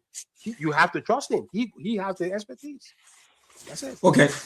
So let me ask you this. So one recurring concern was during your leadership was public trust in fiscal governance. What structural challenges you believe made transparency difficult, and where do you, as Minister of Finance and Development Planning, where do you accept responsibility? You got to understand the challenge that CDC faced. The issue of public trust was an issue of the politicization of what we were doing in the country. So the country was already toxic. Donors coming together and saying we were taking their money, which Fubi repeats every day on the show that we were corrupt because we took donor money and I was sanctioned because of that. The Senator of Monserrato County, Darius Dillon, and all the political establishment in the Unity Party making mockery of mop-up, all kinds of things in the mop-up situation. So these are political situations. I'm just telling you the politics of the thing. It has nothing to do with Minister of Finance Samuel Tweah, nothing. Yeah. If you wanna deal with me, say people take salary, but deal with me with Minister of Finance issues. Okay. The harmonization, that mean there. That's my area. I will not run away from it. That's my area. Yeah, but Samuel Tweah, Minister Tweah. Minister Tweah, it's not about you alone. It's about the government that you serve under, the president that you serve under. So we are saying to you, Minister Tweah, there was an issue. There was a lot of issue. The donors themselves wrote a letter complaining that you guys using and misusing the funds that were directed for other purposes. You raising that point? That's Samuel Tweah. You raising that point? Wait, D12. You are saying don't put it on Samuel Tweah, but holistically, your government was at fault. And when we're talking about the 25 million or 17 million mop-up exercise, your government as a whole, including the central bank, I mean, the Liberian people blame you guys for it, and you're admitting that they didn't do it correctly. You are admitting. Central bank is not in politics. The mistake we made, that's what I'm saying. And reason why we moved it, after that, what we did? The president moved the central bank from the economic management team. I don't know whether this government has put it back because central bank is independent. When central bank go print money, the public didn't know they didn't know how much they printed. All I want to say, they should not be in politics. This whole thing put them into politics, and that's the mistake we made. I mean, that's what I'm saying. So we had to move the central bank from monetary. Central bank is not part of the economic management team, which is sad, but they control a large side of the economy. They don't go because of politics, because people politicize their monetary operation and say that EMT doing their work. So we move it. Yeah, but Dito, we got to move on. This story is not adding up. I think the president at the time, George Manowi, I trusted your ability, your skill to help through that process. But now you are separating yourself. You are saying that as Samuel Tweah, you go to the central bank governor, right, George? And everything that was done that wasn't done correctly, you're blaming central bank. You don't blame finance minister. That is it, because that is what happened. The problem I have is that you want me to say what happened did not happen. What happened was that the economic management team was sitting at central bank. Let me ask you something. Suppose we were sitting at Ministry of Finance. Let's put it in another context. Suppose we were not going to the Ministry of Finance, central bank. Suppose our meetings were held at the Ministry of Finance. Let the public think about that. The central bank governor comes to the Ministry of Finance. He makes a report from there to go away. What would be the outcome? You will say what? You will say Samuel Tweah running the central bank? Regardless where you guys find yourself. You are finance minister. We are talking about 25 million of the Liberian people money. And the report coming out, you guys mean the entire government, CDC, didn't spend the money wisely, irregularities. But you are saying, don't blame central bank, don't blame finance ministry, blame central bank, because it was their operation. I think it's disappointing. Oh, that's it. When you go to the investigation, Chairman, yes, the list. Yes, the list. Yes, the list. Everybody got to see, right? Yes, the list. Samuel Tweah, co-chair, Nathaniel Petty. You guys work hand in hand, Samuel Tweah. Listen to me. It's not for monetary operations. It's for the whole country. It's for Let me finish. Samuel Tweah, let me finish. I beg you, D12. And the Liberian people need to hear this. Emmanuel, Russell, there will be no way Samuel Tweah want us to buy into he didn't know. No, I'm not saying I know. The Liberian people want to know what was the problem here. That when the report came out, most of the small businesses, they lied. They didn't give us anything. They put ghost company on the list. Look at the name, Wilson Tapper, Minister of Commerce. Look at the name, Honorable Thomas Dona, may so rest in peace, LRA. Honorable Gray, Chairman, National Investment Commission. Honorable Charles Bright, Advisor, Economic Affairs. Shokon Kui. Look at Nathaniel Petty again. Look at all these names. Well, EMT, technical EMT. They're not monitoring operation there. Yeah, but technical EMT, you are directly working with the bank governor. You know you were part of the operation. You saw the documents. No, the governor of the central bank is in a position, what they call, he's not there because of monetary operation. The position establishing as the co-chair. Not for monetary business, for gas, for rice shortage, for agricultural shortage. No, I just want you to understand what the TMT is. The TMT did not go to do monetary operation at the central bank. The reason me and you having this agreement is that you think this committee went and took over the function of the central bank and did monetary operation. I am telling you, no, that's not what I think. What the politicians wanted the public to believe. That's not what I think. This is what I think. Okay, what do you think? Thank God we having a sit down conversation. It's a clarifying conversation. Very good for people. I think we didn't. I think in this process and on this topic, you are not being sincere. You are cherry picking what you know and what you didn't know. You are cherry picking because you cannot tell us that not Petty, the central bank governor at the time, received the mop-up SSI money, ran with the operation, and the operation wasn't successful. People complained in part, but you say Samuel Tweah didn't know because it wasn't my business. I don't understand what you don't understand how people complain. The people did the monetary operation. They brought their money into the central bank. They reported that the money, minister, the money as chairman, the members, we have sterilized $2 billion Liberian dollars. It's already in the vault. We brought it in. Our job is not to go audit them to say, let's be honest, the TMT is a cabinet level team. It's not going to investigate one. Let's listen to the complaint. Emmanuel, can you read the complaint after about those companies that complain? Well, how the complaint came about first? Oh, let's understand how the complaint came about. Because of the politics, and so then you go to investigate. Because of the politicization. So let's listen to the complaint. Emmanuel, can you put it up, please? Let's listen to the complaint. And then we'll move on. Ladies and gentlemen, we have the former Finance Minister Samuel Tweah in studio. We're glad to have him on this mop-up exercise. Let's try to rest this whole thing. Samuel Tweah said that I hear that is central bank. Okay? So everything now going to the central bank. And we'll try to get the central bank governor at the time to explain. Because something didn't go all right. Somebody ended up messing up the 25 the central bank says nothing about monetary operation. He did nothing about the MAPA. He was just a chair EMT were reporting to him. That is what the central bank. Emmanuel, let's get a complaint from you, please, sir. No, I have the president's speech when he says that, okay, At the completion of the mop-up exercise, criticism and allegation were made that the process has not been done in a proper and professional manner. And that hold on right there. So, Senator, you heard that President Barker's speech, that President George Weah's speech. That's what I'm saying. Right? So hold on, detour. So you can admit, even George Weah said, we had a problem with the issue. So let's allow Emmanuel to continue. Emmanuel, go ahead. And that there have been irregularities and issues of mismanagement. These issues were referred to me by the Minister of Justice and Attorney General of Liberia for further investigation.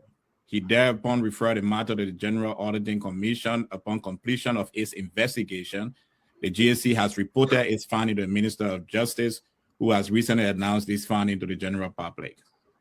Hold on right there, Senator. What become of the investigation? What become of the investigation? If people investigated everybody over there, the reason that you can do nothing about this is that's why I'm telling you, the committee over there was a cabinet meeting and sitting in the central bank, people who doing their work, reporting to or were never supervised. What become of the investigation on the CDC government? What become of this investigation? No. The CBL people were suspended. Actions were taken against CBL people. That's what I want you to say. That's what I want you to say. Some people, listen. The reason why this thing is what they call, and you can hear on your shows on post say why you're not investigating Samuel Tweah from at the end of the day. The interest here is that Samuel Tweah. When you go investigate Samuel Tweah, they say, but when we investigate Samuel Tweah, we gotta move on. We gotta move on Samuel Tweah. And at the end of the day, those guys walk free. No. The central bank people were reprimanded. There were actions taken based on the recommendation of the committee of the central bank people. What was the action? What was the action? The politicians wanted TMP people. Wait, Samuel Tweah. What was the action taken? The people were dismissed. Some people were pursued in court. Yeah. And then what? What become of it? You got to ask the justice people. I'm asking you. Samuel Tweah, let me say this. Because the Liberian people need to know the truth. There was nothing done. Everything was fly. And CDC government let these people walk free. So who ate the Liberian people 25 million? It may not be Samuel Tweah. No, listen now. It may not be Samuel Tweah because you defended yourself, but somebody ate it. And the president and the justice ministry allowed them to walk free. Am I correct? First, the audit was done. The audit did not say any money got missing. So that the other correction there that we need to make. Nothing in our audit said the people did not bring the money into the bank. The people brought the money into the bank. So what the issue there? The people brought the money. Stanton Witherspoon, go to JD supermarket and bring me 10 oranges. Stanton brought the 10 oranges. Oh no, Stanton didn't go to JD supermarket. Stanton went to Fubi supermarket. Okay, that's the issue. The 10 oranges came into the place. That's not an issue. No, the issue is that there's no money missing. Even George Weah, even the former president acknowledged. Have you read the audit report? Read the audit report from the GSC. It is there. No money is missing. No money is missing from the central bank. Why the president said people should be because the procedure, because people went and said, some people said he reached there. Who are we to say the politician didn't go in the field? All right, guys, let's move on. All right, let's move on. Who are we not to say that? When do you think that politicians can go and manipulate the process and people go and say, oh, they want, but no money missing you. But still people say, I see the other person, I see her. So ladies and gentlemen, we want to say again, continue to share the show. Continue to share the show. We have Samuel Tweah here, and we're going to move on all the issue. Am I correct, guys? Winfrey Russell, we spend a lot of time on sanction, on the mop-up exercise. Let's make progress. But the good thing about the Liberian people here is that the people interested in investigating, you get nothing to do with it, so that why the investigation can go on. Because when you go investigate, they say, but Samuel Tweah get nothing to do with it, so my man lead that team, man. It's not involved with that thing, what we're going behind it for. So it die, that fly. So that one. Let me ask you. Let's shift gear here. Let's come to harmonization. Mm-hmm. Why is it this government cannot do away with one of your signature, George Weah signature policy harmonization? And one of your callers last night asked that question. That's what I remember. I said, I'm inspired by your callers last night. They said, I want Mr. Tweah to explain why, because that guy probably voted believing the harmonization would have been shredded as soon as President Bouaka got into office. It's 2 years. And I'm telling that guy tonight, in the next 50 years, forget about President Bouaka. President Weah comes back. Another president come back. They can do nothing about harmonization because it was a good policy. You know, the party will never come to the public and say, to be honest with y'all, harmonization was a very brilliant policy. But if we say so, then CDC will score political point over us. So that there's honesty guiding the whole process right now. Here's why harmonization was a good policy. Harmonization, first of all, may show that there is only one payroll as opposed to 2 payrolls. The country had 2 payrolls, general allowance, basic salary.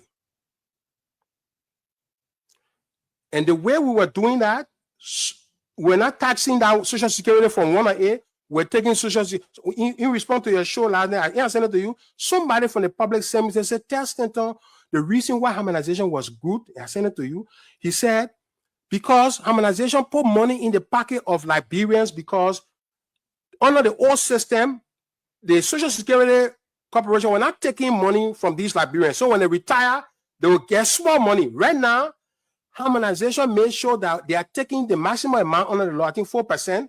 So when they get old, they will get plenty of money. Now, some nurses, some people say because they are now deducting 4%, they accuse harmonization of taxing them. That was part of the politics of harmonization. There was no taxing there.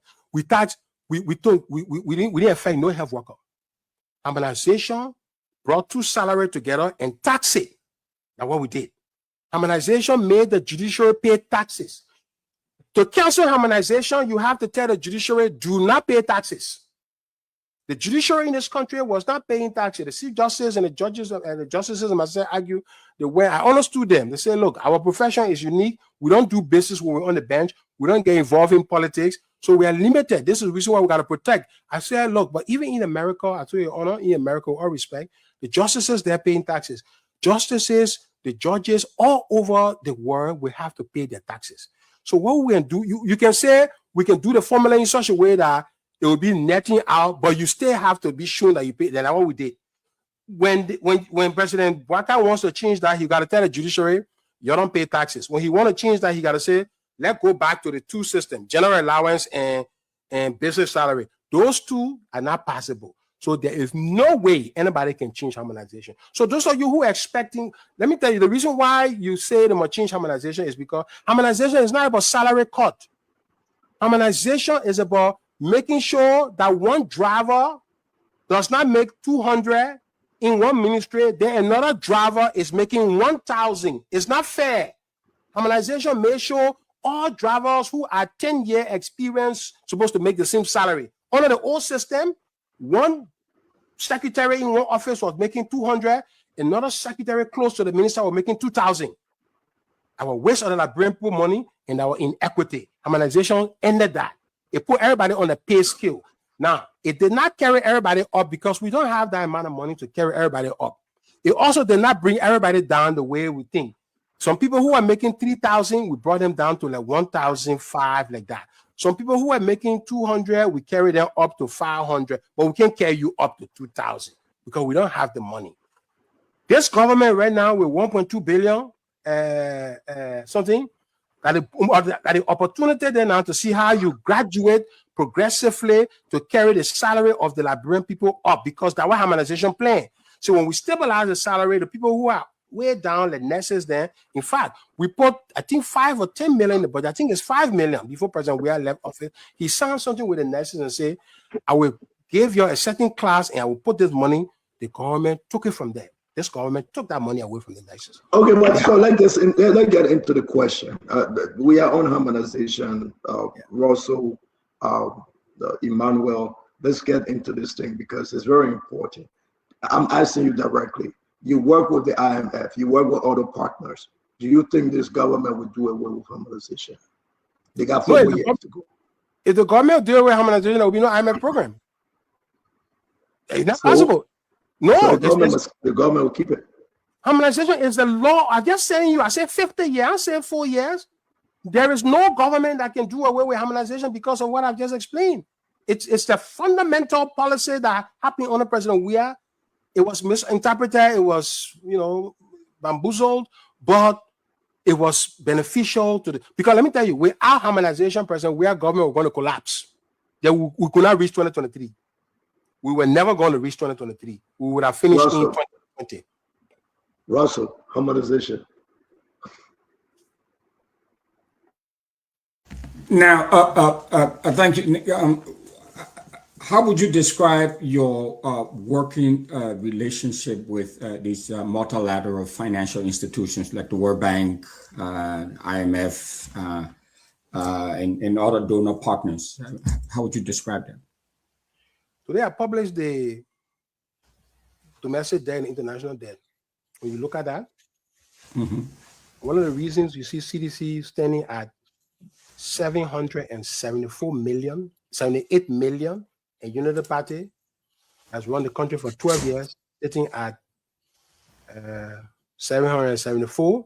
So on international debt, we actually beat the Unity Party.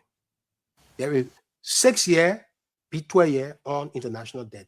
To tell you, the trust and confidence from the IMF and the World Bank and the MCC was strong when it comes to macroeconomic governance. To the extent I would tell you that there was small conflict between even the IMF and the World Bank. The IMF believed that we're getting too much money from the bank and we needed to scale back. I was fighting with them, especially when it came to the Southeast Road. We had to fight. I fought with the World Bank. I said, the fund can do this. They said, the countries need this money.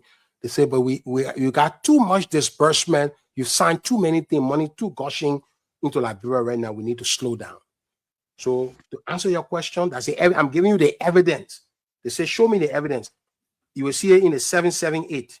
In fact, when I wrote that thing, I made a rule. 1 year transition, meaning all the debt that coming after we leave power is supposed to be for us. I think that rule should not be 1 year, it's supposed to be 2 years. But the way I do it, if I do it 2 years, the public will say I'm cheating because I will give myself all the loan because all the money that coming, in fact, some of the money that's still coming now, I put it into the pipeline. So I should claim it. But I give it to Unity Party. Yeah, because there was a gush. I think about 350 million supposed to come under CDC. I just cut it in half. I gave half to Unity Party. So that's to tell you the trust and confidence the international community had. So the international community is mixed. IMF, World Bank, MCC, trust. Treasury, get some State Department, makes Treasury. So that my complaint when I go to Treasury, I say, why is it that State Department is giving us different view? And when we come, you working with the IMF more, you see different view. You say you got to go to Treasury, you got to sort it out. So there were mixed messages in some part. World Bank, IMF, clear with the government. I want you can go all the tips. You will see that. So there was no doubt issue with the international community. Yeah. Now let's get what you said quickly because you were very fast in that. Go back to the international debt on where you left it compared to where you sit today. Yeah. So international debt, we left it at 612 million. We met it at 612. So then the next year, so money. So I'm saying that next year, money that came in 2018, it goes to Unity Party because that was money that they already approved. So I think we got it now at international debt. We got it at 778, and UP is 774. So the total international debt is about 1.55 change billion. Yeah. But we got a lot of in 6 years. I mean, we front loaded a lot, which is why we say everything that the Unity Party coming do right now, that already CDC finish mapping all that flow that you see coming. When I say with 10-year financing with electricity, when I say the Southeastern Road Corridor, when I say IRAS project, 46 schools, 25 schools built in districts where there have never been any school at all. The Minister of Education, Ansusoni, made sure that those schools were located in places where no schools that ever been sent to the country were founded in 1847. They were independent in 1847. Nothing. We built 25 schools there. We built 3 model schools in Ganta, Kakata. Then he got 18 schools, early childhood education schools under the Global Partnership for Education funding. Then he got 60 million. President Weah got 60 million World Bank credit that the government, European government, trying to claim 60 million credit and 28 million grants from the GPE to look at quality issue. The 3 questions we got to solve in education here, we got to address access. President Weah addressed access through some of these projects. He addressed access through free tuition and all that stuff.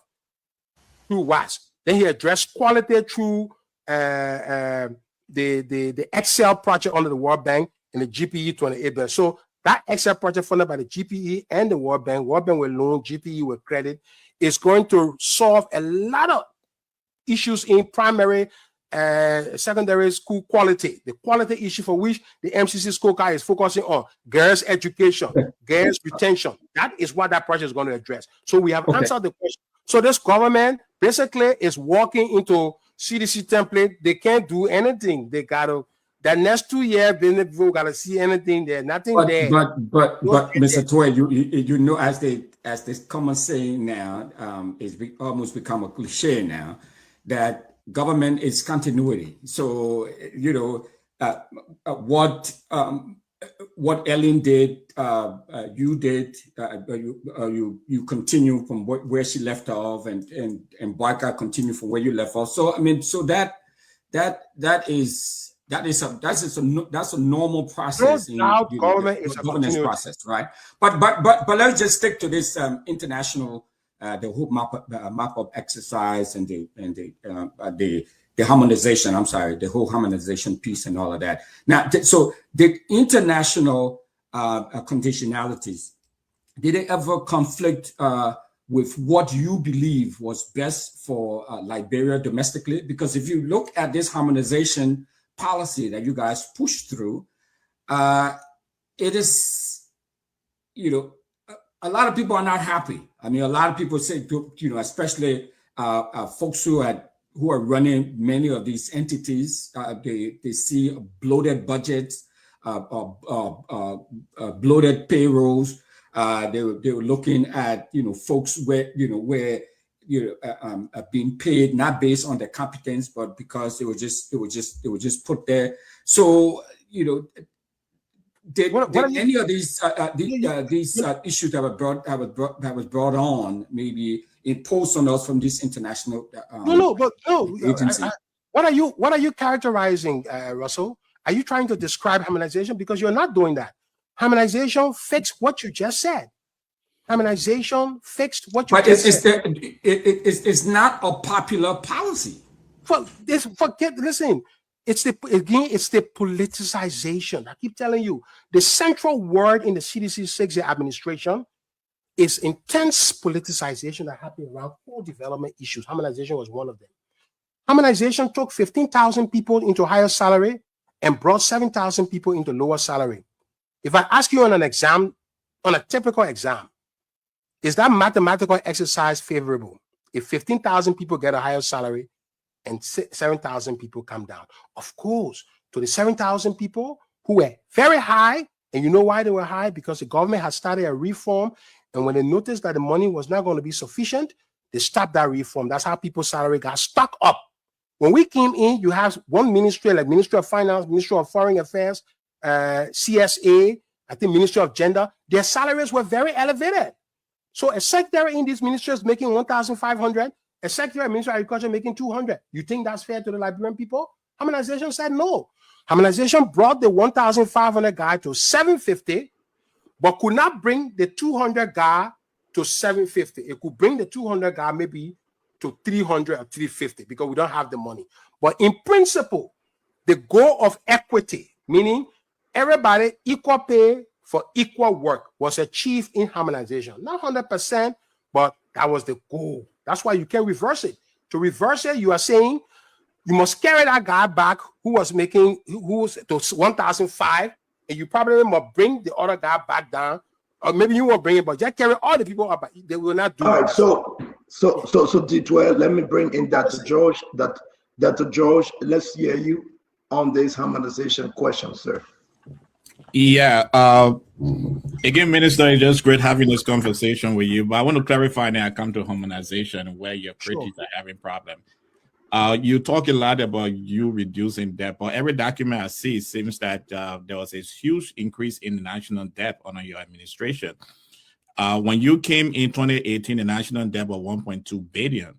By the time you left in 2023, it was up to 2.3 billion, meaning that you added at least $1.1 billion to the national debt between 2018 to 2023. So that's a good question to clarify a lot of misunderstanding out there. And I think we must take time to read the table I put together, spend some time on it, follow the CDC line, follow the UP line. Yeah, I try to follow that line, but most of it, this is not it. Most of it has to do with Stanton is the other one. It shows 2020, 2018, and 20 and yeah, it's 2017 to 2025. Yeah, I mean, if just do a simple Google the national debt when you left, when you took over. Listen now, listen, I broke the thing down for you. Listen, I've solved the problem. You can go look for a solution. You say 2017, CDC left, UP left 618. The next year. No, I didn't say 618. I said the national debt of the Republic of Nigeria. Listen, I'm trying to tell you it's wrong for you to say 1.2 billion. No, you have been emphasizing. I think that's what the challenge is. You have been emphasizing on international debt and not looking at that national debt includes the international and domestic debt. I've never said that we're reducing the national debt here on the show. I would never say that. It doesn't make sense. Oh, okay. I thought I heard you saying that the national debt. No. What I did is to attribute who is responsible for what in the international and in the domestic. I've solved that problem for the public. So you met 1.2 billion and you left with 2.3 billion. No, I met 808. Oh, you met 808 national debt in 2018. 808 million. And I did not add the rest. So that's the confusion you need to stop. I did not add the rest. So I said. So where did the 2.3 billion? How come our national debt? I'm responsible for 778 million international debt. United Party is responsible for 774. I'm talking about the national debt. Are you adding the domestic debt to that? To what you're saying? Because Yeah. I split also the domestic debt. The table splits domestic and international. Yeah. So when you add all together, by the time you left in 2022, it's 2.3. Let's come to the harmonization, honorable. No. Don't leave it like that because you don't.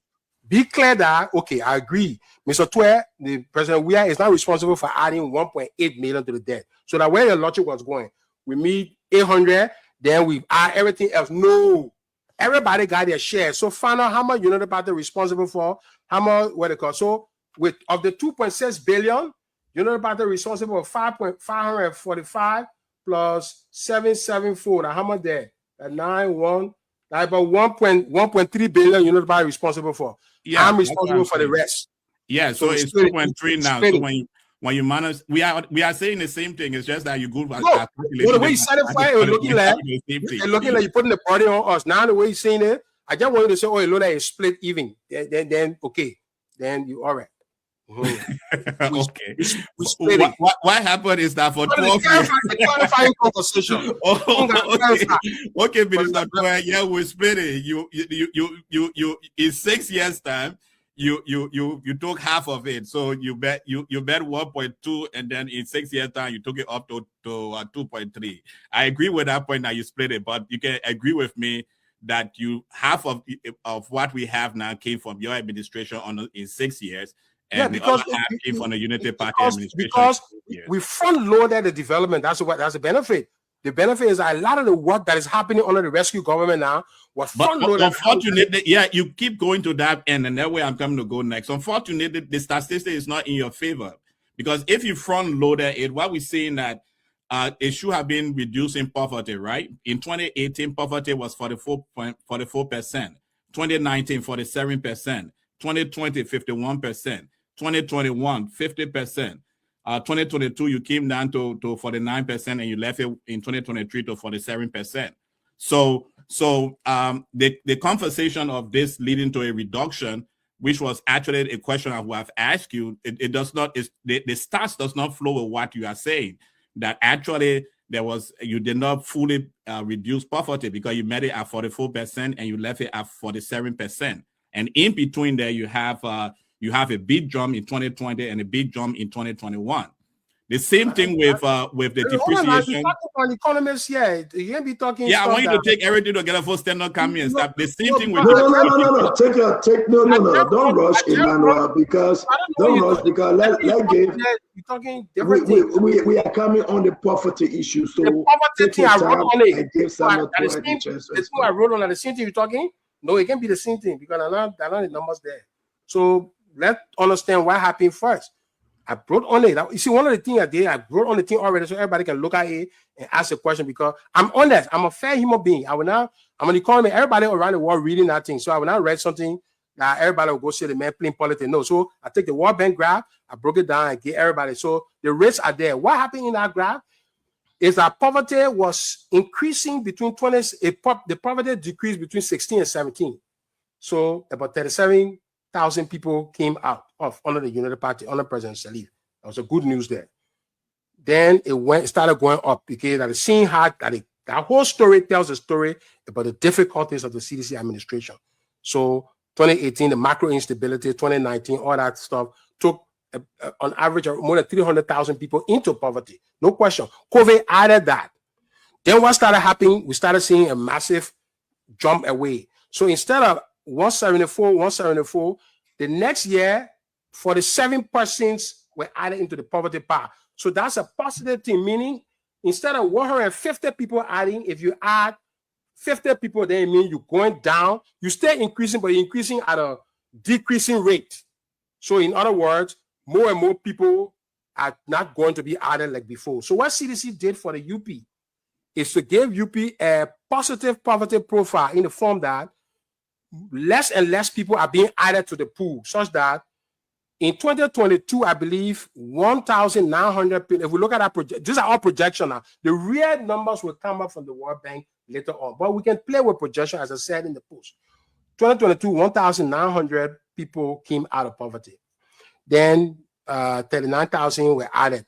9,000 were added under the UP. 6,000. So what it seems now, UP and CDC are good at stopping large numbers of Liberians from going into poverty. So that goal, I can say the two parties, I will give them credit. We check that one.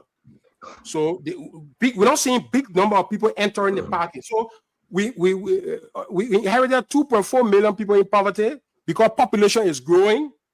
Population is growing, so it's a challenge when population is growing and the rate of poverty is not keeping up. You will see the numbers still going up. The big challenge for this government now, especially with the 1.2 billion budget, is we got to find a way to make sure that we actually start bringing people out of poverty. And that's the next step of the conversation. I don't know if we can have it today, but that's the next step of the conversation. Real quick, folks are asking, when did you leave the poverty level? CDC, 2023. Yeah, what was your poverty level? I think we left it at 0.5. So you're not too sure. No, so 0.5. I plotted it 0.59. 0.59. Yeah. Are you sure? Because what you are saying is not.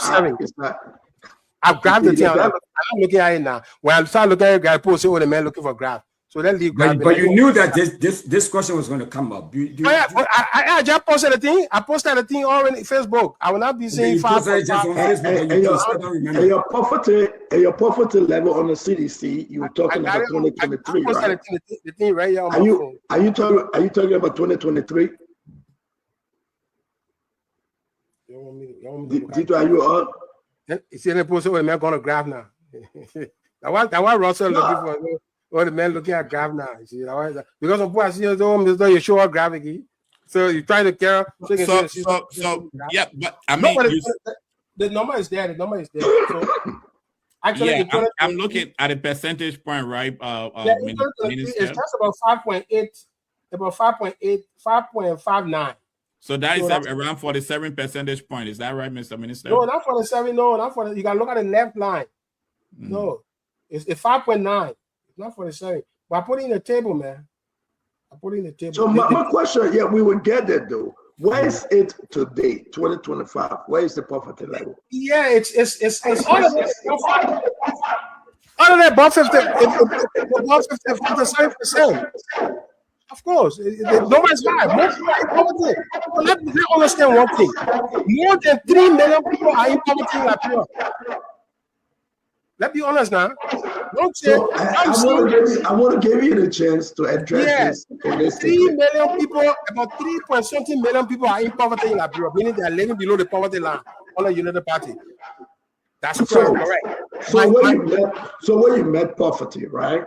When you met poverty, right? You took it a little bit higher. Am I correct? The CDC government. You didn't reduce it though. You took it a little bit higher. Am I correct? No, COVID-19 and the macroeconomic. Don't give me reason. I just want to go to the numbers. No. Don't give me reason. Let's get to the numbers.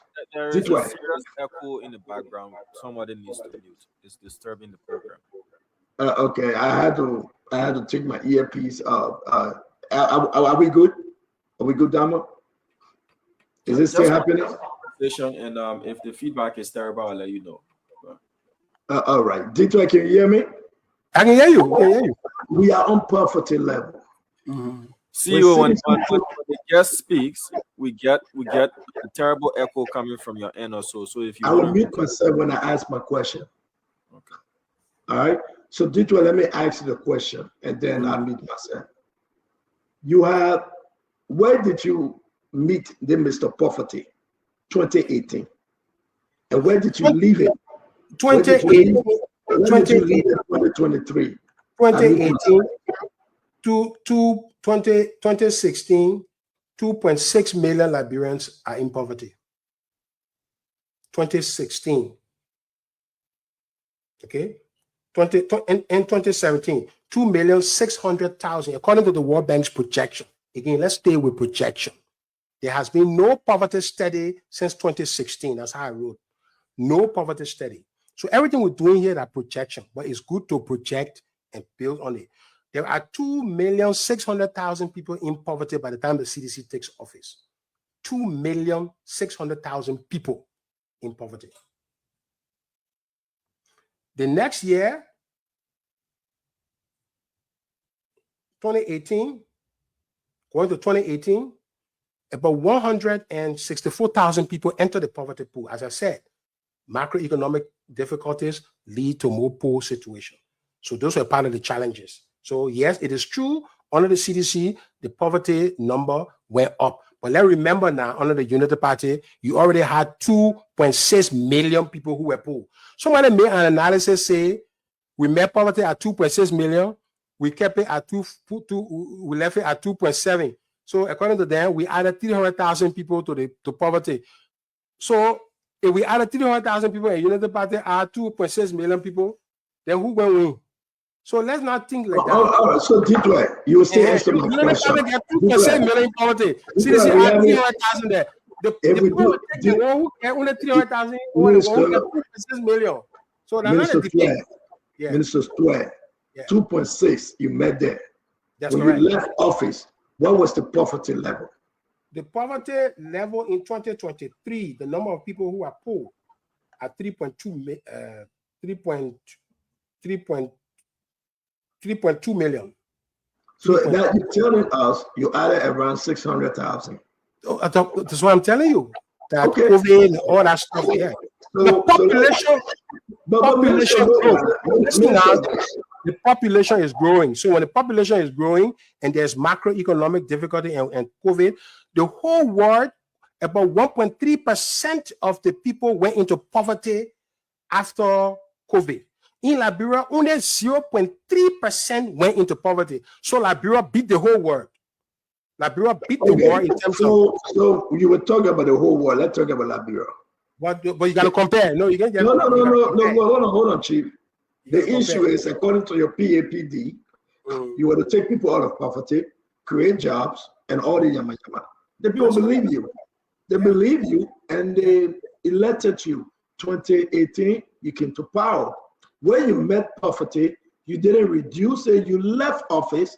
with 6-point-something million, thousand in poverty. So the argument here is, Russell, I'm going to hold the minister that you didn't achieve your poverty goal.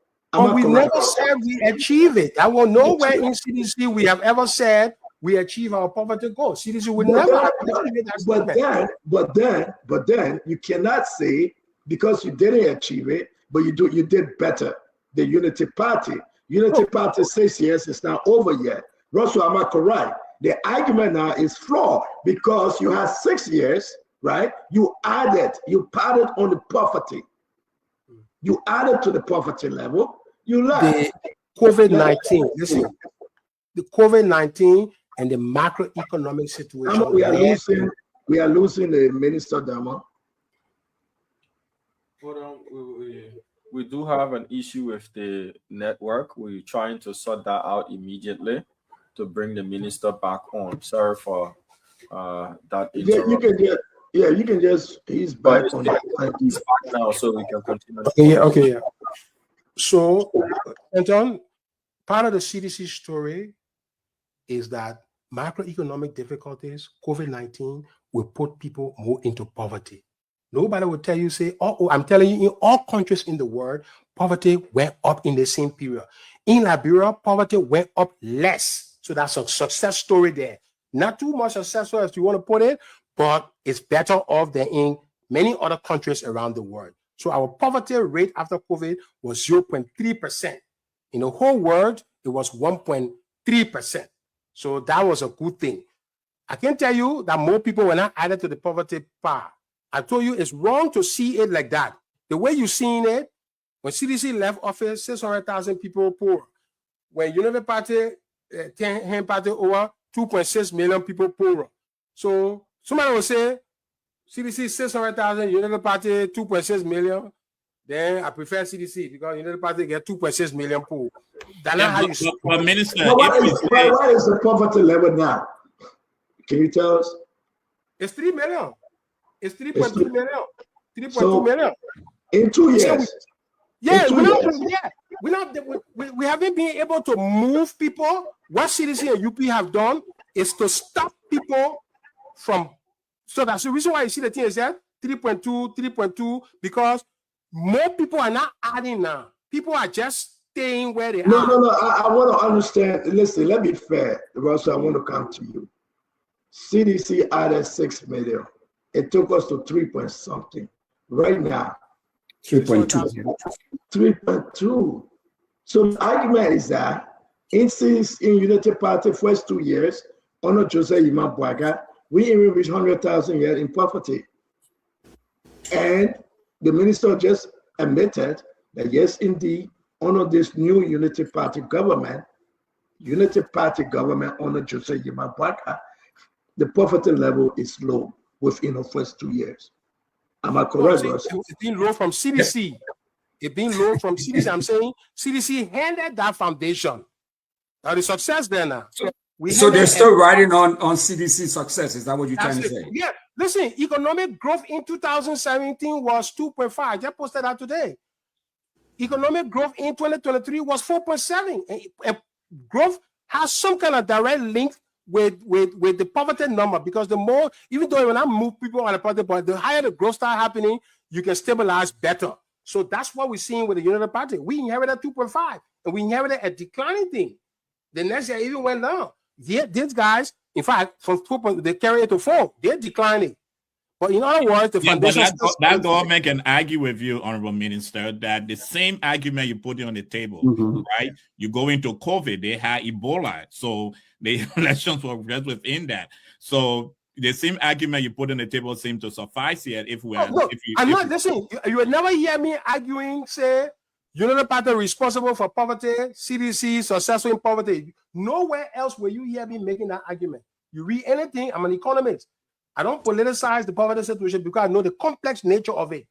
If the people who politicize in it don't understand it, I wrote on it already. I said, you do not politicize, because I will never say, Unity Party handed me 2 million people, I only handed 600,000 people, so I win. No, that's not how you do it. We all need to fight now to bring substantial number of people out of poverty. That's what we have to do. Okay, But the argument here is that because we got to move on, we got but maybe 27 minutes to go. We have stabilized poverty. The two parties have stabilized poverty. Okay, so you throw in the wet flag. No, on poverty, you throw in the towel. Listen, anything that CDC UP debate on poverty, CDC and UP have stabilized such that people are not entering large number. The question that the two of them got to solve, or the UP now got to solve, okay, it's not good enough for you to say people now going into the room. The goal is for people to leave the room. So you got a room with 100 people. If people go inside a problem, the place getting over jammed. Your goal is for people to leave the room so the room can be free. But that's our argument, Tweah. Under the CDC government, people didn't leave the room. Because of the macro, they're giving you the context, the population growth with COVID-19, with macro problem for poverty. You can get the Liberian people will believe that CDC added on the poverty rate in our country. No, I'm explaining to the Liberian people. No, Stanton, as a specialist, I'm telling the Liberian people, you can't see poverty that way. If you're making that argument, then I will tell Liberian people, you will say CDC gave us 600,000 polls, UP gave us 2.6 million polls. So then CDC will win that debate. There's no winner in that way like that. We can think like that in poverty economics. But we got to go. I disagree with you, but we got to go. Let me just ask the minister a quick question, Stanton. Minister, how many jobs were created doing this job conversation? That part of the situation. We get our job story clear. Our Minister of Finance, I raised that with the World Bank. I've answered that one question, I think 4 times. Every time I've come to Spoon here. I'm saying part of the fix in the country has to be the job fix, the poverty fix, going forward. So do you have any numbers? The measurement, not even there. The first thing for us to do is to be able to measure it. We have not been able to. And I don't know why we don't want to measure it, because we don't want to hold ourselves. So Spoon Network, Front Page Africa, everybody got to put politicians on pressure to get a standard measure where everybody will say, in 1 month time, we can measure how many jobs you have created, because we know the measurement. Politicians will adapt that. That's part of the work we have to do in the country. So as finance minister, how much political pressure did you face when you were making, say, tough fiscal decisions? Were there moments when where politics interfere with your sound economic policy? The Minister of Finance is always under pressure. The goal of the typical African politician is not to order and not part of the political economy. It's tough in Africa. That's the reason why people condemn the IMF, because the IMF is too rigid. The IMF don't want you to spend all your money, want you to conserve for the future. The politician doesn't want to live within that norm. So there's a tension. So the Minister of Finance is always under tension in any country. How did you handle that? How did you handle the pressure? Handle that what? Harmonization tells you the tension I faced. People were calling for my head. President should fire me. I'm looking at the picture that if one do harmonization, not only that I will be out of job, the president may be in trouble. He may not reach election because nobody's going to bring money to the country. The people are looking at. Wilfred's question further is that even in harmonization, most of your critics believe that almost all your fiscal policy decisions were based on political stability instead of long-term economic sustainability. Let's take, for example, Sierra Leone. Have you read the IMF report? When Sierra Leone did the harmonization, they did a harmonization not stopping at a certain level. In your harmonization, at a level, political appointees seems to have been exempted from it. No, stop that, man. At a level, I'm asking you you want school, man. You're going to do basic research. We cut salary from 7,000 to 5,000. What are you talking about? I can do the basic research and email. Who cut legislative pay? I can send you the basic research by email. Emmanuel, thank you very much. The show goes to a high level. Okay, we're talking about, let me tell you the wage bill. I raised issue on the wage bill. You're not asking me the wage bill. We are coming there, Minister. I'm not joking. We'll come there, but we got to brush this thing out very fast, guys. Sorry again to all of you. Harmonization is the policy of the land It will never be reversed by the Unity Party administration. Free tuition will never be reversed by the Unity Party administration. These are standard land bank policies. I'm waiting for the Unity Party to give me the equivalent of their free tuition. Are we going to free healthcare? What about the Unity Party done in 2 years? In 2 years, COVID-19, with macro instability, CDC deliver so many projects. This government has done zero. Besides trying to we'll give you the chance. We'll give you a few minutes for you to put out the main talking point. Let's talk about the rest issue, that $11 million rest subsidies that was sent to Mawani Deeks and the Ministry of Commerce. Explain to the nation. You signed on the check. You were authorized by the president to send $11 million for rest issue. Importers still today, they are complaining that they didn't receive some of that money. The rice issue, I began with that. We had to resort to subsidy, and the country can't afford subsidy. This government, that government. But it was a stopgap because of the temporary tension to bring in rice, but it's not sustainable. So the agreement was with the fund and everybody that listen, we got to find some money for importers. You know, the cost is too high. So we're putting up that money, and then the requisite number of importers, that money it was transferred to the Ministry of the space of the whole import and Ministry of Commerce. So the government sent the money to the Ministry of Commerce. Ministry of Commerce will lead the negotiation in, you know, ferreting out who. It comes back to the same conversation we're having. So I believe importers receive the money. If you are claiming that importers say they're not receiving money, I mean, I don't know who ain't got. That's not my area there, but I believe that the money went and went to importers. So who got it? Who ain't got it? So you're confirming that $11 million was sent to Mawani Deeks. Am I correct? Yeah, the Ministry of Commerce. Yeah. Did you follow up with all the no's on the market that they didn't receive the money? What was your position? Did you talk to the president, or you just dashed the money and turn your back? There's a problem. There's a problem there in the way the public, the notion that the Minister of Finance, it must be all encompassing. I must go to the Ministry of Health and sit down with her and say, the money I'm giving you, I'll be sitting down with you. The public financial management law makes it clear under the law. Entities that receive money from the Ministry of Finance will account for the money. The legislators wrote that in the law. So the job of the minister is to make sure he certifies the fiduciary boxes why money should be given to entities. When money is given, it is outside the Minister of Finance preserve to account for it. The audit will be done on the receiving entity. That's why I'm saying the other day, ministers of finance are not spending minister. Everybody wants Minister of Finance next. But when you go, the Minister of Finance approve the money and give it to a spending entity that is responsible and accountable under the law. I don't spend money. No Minister of Finance can spend money. We just divide the rice. We used to stand while my brother was dividing. We put more right here, put more soup here. We are the divider. When somebody get a bowl of rice to carry it, how they eat it with a whistle, they will account for that on the audit process. So GSC goes in and audit the money you receive. So that audit is not on the Ministry of Finance, it's on the account entity.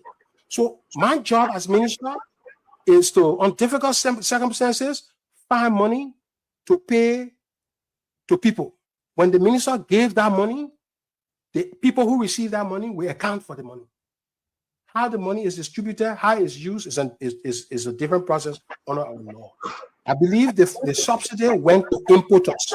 I'm hearing from you, you are claiming importers did not, they say they didn't receive it. That's something that we gotta look into, but I don't know why they not receive it. I'm giving you the chance to explain, and that's the reason why we're bringing this question up. Samuel Tweah, let's talk about the FIA or FIU. Reason why you are in court today. Say what you like to say about it. If you choose not to speak, I respect that. Hold on, Tweah. These are some of the communication, the interview that was done at LACC on March 24, 2024. Madam Yamade Pearson submitted a typewritten statement to LDCC investigation in response to the inquiries made by the LDCC to provide explanation. And according to her and her role, according to Madam Pearson, the CBL hold the government of Liberia accounts and conduct banking operation. The different amount of money, yeah, Samuel Tweah, you sign on and you approve that the money should be sent to FIE. You are in court today. Why did you authorize Janga Cole and that of Samara Wodokodi that this money should be sent to FIA? And you want me to tell you national security operation on the public radio? The reason I'm in court, I have to ask you. One of your callers last night said, I want you to tell Minister Tweah he can't talk on the call because he's in court. So the question you're asking, I don't know how you're asking, but he's not supposed to talk. That lawyer, no, but why did you say, so the reason why we ask you choose to answer or not, that's fine. Let's listen to what Mr. Janga Cole said. He informed the investigation further that the Liberian dollar transfer was done on September 19, 2023, while the USD transfer was made on September 21st, 2023, and that the transfer letter accompanying these transactions to CBL was signed by the Controller General, co-signed by Deputy Minister for Fiscal Affairs, the Minister of Finance. According to Cole, as per the directive he received from you, Minister Tweah, the transfer was said to be from various national security purposes. My question, and again, you can answer or you choose not to answer. You move money. The job of the Minister of Finance. The job of the Minister of Finance is to approve public monies under different circumstances under the law to make them available to spending entities. There's no crime there. The minister's job, I just asked me about subsidization money. I signed that one and they give it to her. So and you ask me, you want to ask me, I say, listen, my job is to approve resources to go to spending entity. If I approve money to go to national security spending entity, how am I going to be prosecuted? How should I be prosecuted for that? This government right now has approved several millions of dollars to national security entities. Are they going to be investigated when a new government comes to power? We don't want the Supreme Court to say we can investigate national security and we can bring people to trial. I mean, so the case is in court. The court has ruled. So you are saying that you were authorized by the president to move the money. National security is under the president. It's very clear. Were you authorized by the president? The Minister of Finance works. The Minister of Finance is a member of the National Security Council. This thing was approved by the president, of course. Were you authorized by the president? Yes. How were you authorized? Did you receive a written documentation? Listen, the National Security Council approving process, I'm not going to discuss that with you here. The President of the Republic is the Commander-in-Chief and the Chief Executive of the Republic of Liberia. No, that's what we are asking. You don't have to go there. My question remains. They conduct complex national security operations. These details will never be discussed in court. That's why we say the trial cannot go in court. It cannot be held on public radio. So we don't know whether the president sent you a written communication, whether he authorized you verbally. We will never get security information. As Minister of Finance, President don't read letter to me, President don't read letter to me, all that stuff. No, it doesn't. No, the government doesn't work that way. But you say President read letter. I mean, this is a question we just got to get clear because no, it's very clear. The National Security Council doesn't work like that. It doesn't work like that. So you were authorized by President Weah. That's the final question. To move the money. I just answered the question, yes. Verbally or in writing? National security operations and national security operations. Okay. Russell, you want to add to this? I'm not going to push the minister because we have limited time, but it was good that we brought it up. You are in court to respect your legal standing, not to, get you in any further trouble. But Russell, you want to speak to this? And Emmanuel Dama, you guys want to add to this national security issue? We're moving on to the next. Topic. I don't want. I mean, you asked all the question, like you said, is in court. But I just want to go back a little, push back, and ask a question about jobs. The minister keeps claiming, and he wrote on Facebook, social media, to be the reduced poverty. So he talked here about reducing poverty. So but we still don't know the number of jobs were created. So what I need to know from the minister, what mechanism did you use to move thousands of people out of poverty? Well, who said we moved thousands of people out of poverty? Who said that here on the show? I mean, the other 600,000, they said move thousands of people again. No, I mean, because he said that you said that you address poverty, though, right? No, I just said the two parties. I used the example. You are shaking your head. You understood it. We have people are not going into the poverty room as we wanted. Okay, so 100 people go into the poverty room, a problem. If 200 person come there, no space, are more problem. Right now, what's happening? 5,000 person entering the room, 2,000 person entering the room. So that where we got the country now. What we're saying, we want 50 people to leave the room. We want people to start leaving the room. And that is the last time people left the room was in 2016. I mean, the first time. The last time they left the room and looked on the projection was in 2022. Maybe in next year, under the Unity Party, we'll see 203,000 people leaving. My point is that when that happens, we should continue to see people leave. So how do they leave the room without jobs? That's okay, but that's the question now. We get to here under your bucket about jobs, private sector, which we have to hold the government feet to the fire because of what they were elected for. The government was not elected for let me be honest. The government was not elected for continuing electricity project that CDC started, continuing road that CDC started, continuing education that CDC started. I mean, that's not what the government was elected for. The government was not elected to play in the same cycle that CDC already played in. The wage bill issues, the payroll issue, we stabilize it. The government has now worsened and carried payroll to $354 million, whereas CDC's left it around $310 million. The government are $43 million there. Next year, they will add another $20 million.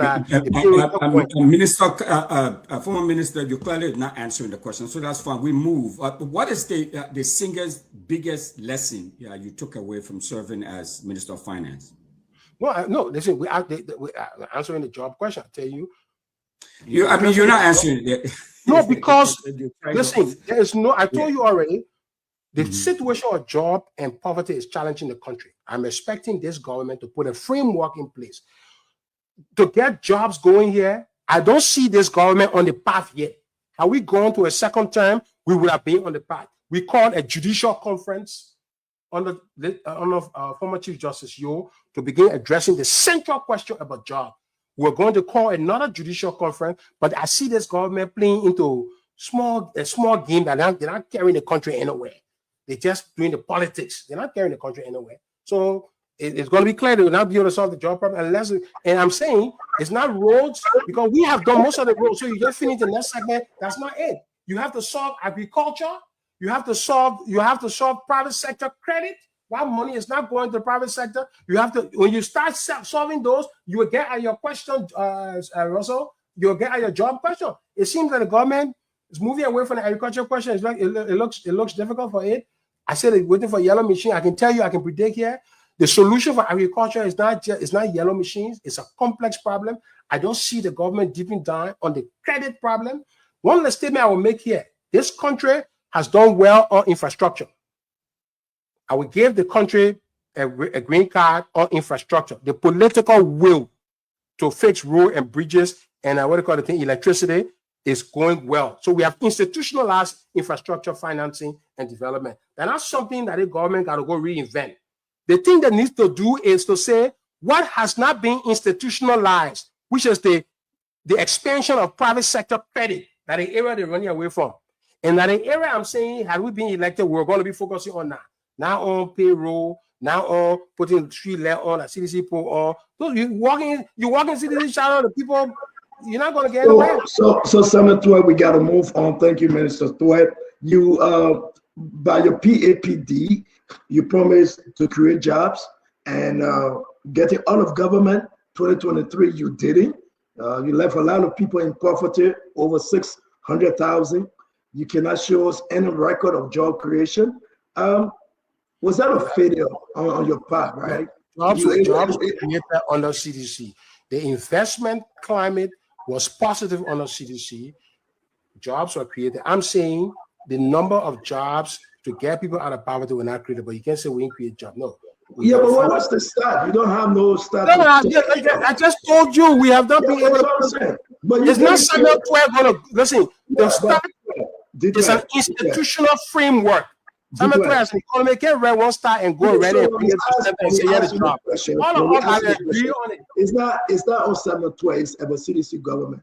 Yeah, don't take this personal. The government as a whole, the country, including this government, the first government, the other government, have not moved to the point yet of institutionalizing the measurement of jobs. It's a conversation I started with the World Bank. They say it's an interesting thing. We got to do more talk on it to see how we standardize it. I'm encouraging the current finance minister to pick it up. So you have to measure. Let me move and give you a chance to address this issue. Then we'll bring Emmanuel in. We got about 6 more minutes. Ladies and gentlemen, we got to bring the guys in to do post-analysis, and we got to take your question too. We may not have the time to ask all of the question.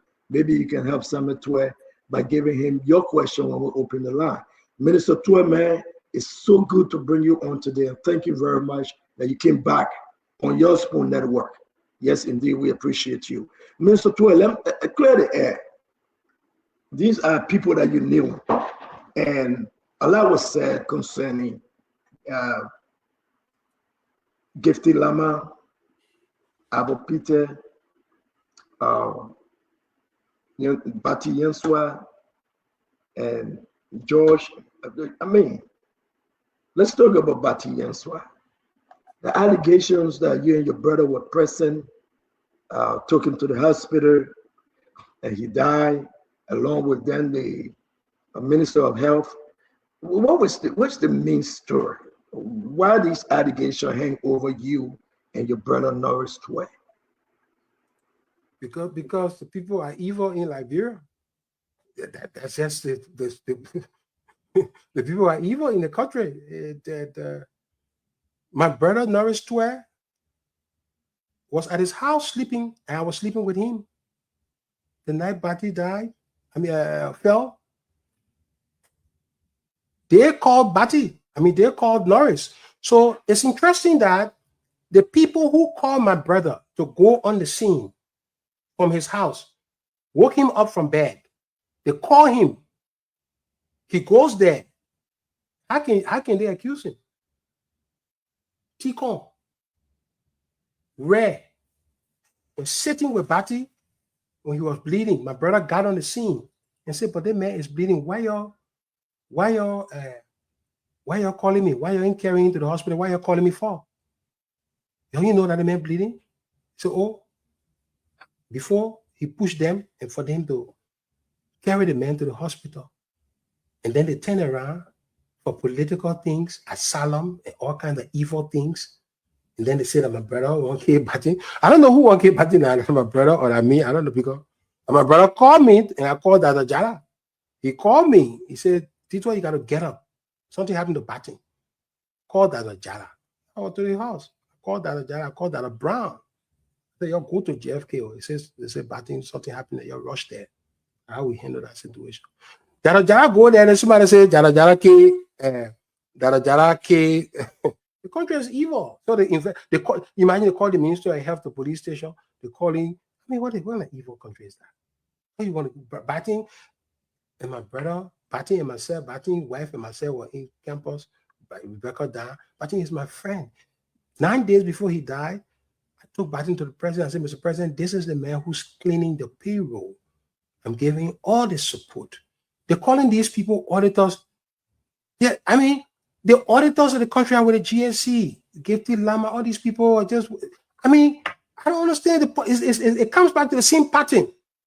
One get dropped in Pinsville, everybody want to put it on the government. The other person, it's all this pattern in death, in mop up, in 16 billion. Let's create things that make the government look like they are responsible to just get them out of power.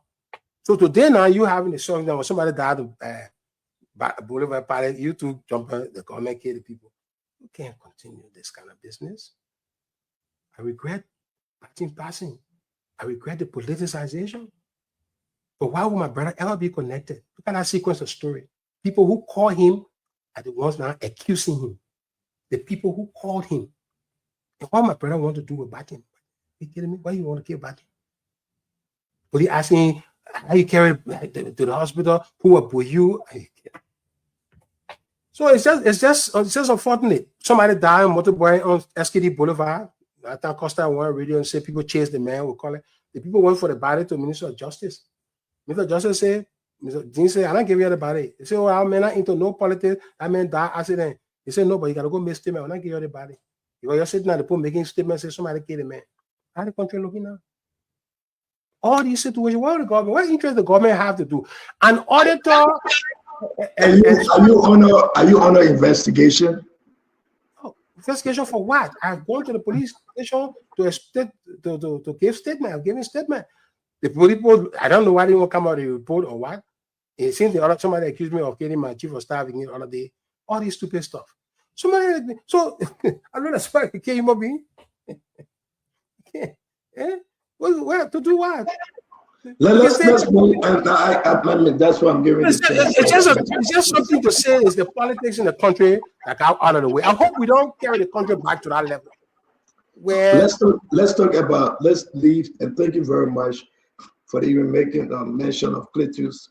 Again, we pray for he and his family and all those mysterious deaths. We want to wish the family well. It's good that you're addressing it now. 2023 compact, the MCC. Who should take the credit? Well, I posted on that. I said the credit goes to President Weah and President Barta. Okay. I said President Weah first because he laid the foundation on governance. So it's clear. But I also said that because you pass the eligibility scorecard, it's no guarantee for compact. Let's be honest. You can pass the scorecard and the people can step on you because of political reasons. The Americans can refuse to give it to you. Something can happen. Ghana and America got into a problem with the compact. Ghana compact got canceled. There was a lot of problem thing. So it's no guarantee that, when you pass eligibility, why it is true to enter the room, you must pass eligibility. Yeah. But when you pass in me, you will enter. Something else can happen and they say you pass, but be outside here facing the light. The room stay there. Do you think Liberia will get the compact money? Oh, President Bwaka, whatever he did, he can get some credit on, his diplomatic skill. So it's a win for the country. When that compact finally, are you giving credit to Gafwan? Oh, I mean, the Minister of Finance and the President, when they get credit, that credit will be shared. When I say President Bwaka, Gafwan will take some of the credit. He's working directly on the president. But he will go to President Bwaka and say, I need to make the call to the person, and he will call. And when the president calls and say, okay, let me come, we'll talk about it. So he gets the credit. I mean, just like I work on the president, we have to push the governance part. President Weah gets the credit. He will rub some. Do you think is President Weah coming back? President Weah is coming back. Why? President Weah lost the election, but we should not make losing election look like a crime in Liberia. Elections are lost all over. But look at this election that was lost with 17,000 people. That election looked like somebody who not supposed to come back. Why do you think President Weah lost the election? Why? I will explain some of that here. Massive propaganda, the voters got confused. The reason why the margin got closed in the noise of the margin, the reason why you're just talking about marginal difference is because the country was so split and so confused. Some of the people who could have do you blame yourself? Because we have refused to reshuffle, remove you. People blame you, and he kept you. And are you at fault? I will not brag on myself, but the people who are talking, I didn't know what they were talking. The policies they were playing. That the same people who are not in, government, and the same people still fighting me. The same people, there's something they're scared of for we right now. Even I coming on the show here, other than the fighting, the people who fighting me. What do you think? Okay, so what would be the message, that comeback message from President Weah today? The comeback message to Liberian people is that the country was on a path of progress and the election derailed it. When the country is in a momentum for transformation, you don't move it from that path. Yeah, you don't move it from that path. So what we're seeing now is a lot of rule of aggression, a lot of tension in the country. It looks like many Liberians are now believing that maybe they made a mistake moving President Weah. Now they are learning all this propaganda thing. People are learning the death that we're talking about here. We just accused the man falsely. We just did this one year. Some people say the man paid for the 8 billion. The man paid, I know that 17, you know, read 17. So all that rumor, all that stuff may have played on people's mind in one way. They are now able to assess that. Since the margin was so close, I can easily see how by next year the government funding, the government got a $1.2 billion budget. You're not certain how you'll even get a $1.2 billion. The 200 stay in question yet. Question mark, you break out one later on, we'll talk about it. I don't know. So there's going to be a lot of problems. The country is going to be in trouble. You know. Are you coming back with George Weah to be the next finance minister again? I'm not. No, that's not the issue. The issue is, as a member of the CDC, as a founding ideologue, as a competent, pragmatic development expert, consummate political tactician, I have the panache, the competence, and the everything to work with the president and the Liberian people to bring him back to power. We want our messaging that a lot of propaganda derail. Part of my thing here is to begin that process. Over the next 3 years, we intensify that progress. We write, we explain to the Liberian people, and they will understand that the lies they held, they got to let it go. 16 billion were never missing. MAPA was a political thing. Deaths were all propaganda stuff people did to get asylum, all that stuff. None of those things happened. Then they were assessing, look, Senator, the country should be voting on jobs, on poverty, not on one fan get dropping and the country thinking that government killed. That's not what people should be electing people on. So maybe the Union Party benefited on some of that, but then it shows in 2 years they can live up to that. That's why they're under the pressure. And we're going to mount the pressure. If people think that they're going to use the prosecutorial power of the government to threaten opposition people, hey, we are here. We are prepared. We are prepared for that. We're gonna take 10 minutes and we wrap this up in the 10 minutes. Oh, we haven't talked about the wage bill. We talked about the wage bill. We're gonna give you a chance. Let me bring in Russell one question, Emmanuel. Allow us in the closing segment of the 10 minutes. We'll give you a chance for you to flow freely. But in the interim, we're going to bring our rest of the team on to listen to you. They are not asking you a question. They just want to say hi to you. And again, well, I will come back on the show for the whole team. Fubi, yeah. I want to engage Fubi, especially. I know you want to. I want Fubi to say, Tweah, if Wama wrote that letter, then Tweah, I'm saying to you here that I'm sorry that I thought it was a crime, but I think it looked like so I want Fubi to make that statement. So I'm highly interested in Fubi. Show him Wama letter. I hope we were able. Fubi is coming. I hope you were able to answer most of our question and the concern. But I want to say to you, Russell, your one last question, Emmanuel, your one last question, and then we're going to hear from the Liberian people. Russell, your question. Yes, former minister, thanks a lot. Thanks for the time. Just a quick question, and I hope you'll be as succinct as possible so Njimama out there or Mamusu out there can sort of understand you. Yeah, I've been very simple here. I'm speaking blended English. So you know that one. Okay. Yes, and I hope you continue that to the end. So how do you, former minister, how do you assess Liberia's current economic direction under this new administration, and what immediate economic priorities should Liberia focus on in the next 3 to 5 years? My short answer to that, this government should not continue what the country has continued in the last 20 years since the end of the war. If we were going to be in the government now, we're not going to be running like the way we ran 6 years. It looks like this government is trying to stay within the model that the country has had for 6 years. The country needs to leave that model. I don't think the government is prepared to leave that model. I think we continue electricity project here. Listen, 49,000 people were connected in household when President Weah took office. 49,000 electricity. You know how many people were left? President Weah left 280,000 people connected. From 49 to 280,000. Nothing you can do in electricity you can't BS the PSR in electricity. You can't bullshit or no. Lack of a better term, just a joke. You can't bluff us in electricity. We've been there, done that. You can't bluff us in rules. So I'm saying, let me play the video while you talk about electricity, and then maybe it will help us understand. Oh, this government, our government, secure all financing of all road networks in the country, major road network.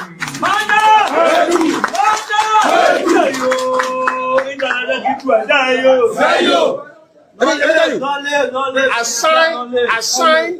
I signed under President Weah a 10-year electricity financing, 10 years for the World Bank. So that means, forget about President Baka. The financing for the president who will be elected 2029, I signed it.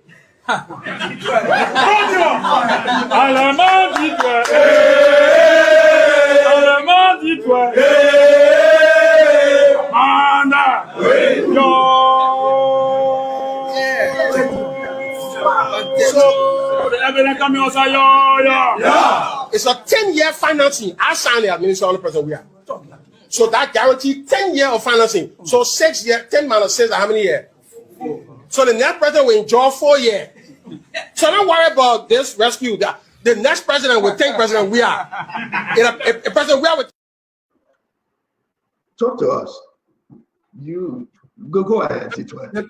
The point there, to be honest with you, we should not make politics out of CLSG, electricity, road to Southeast, because the work has been done.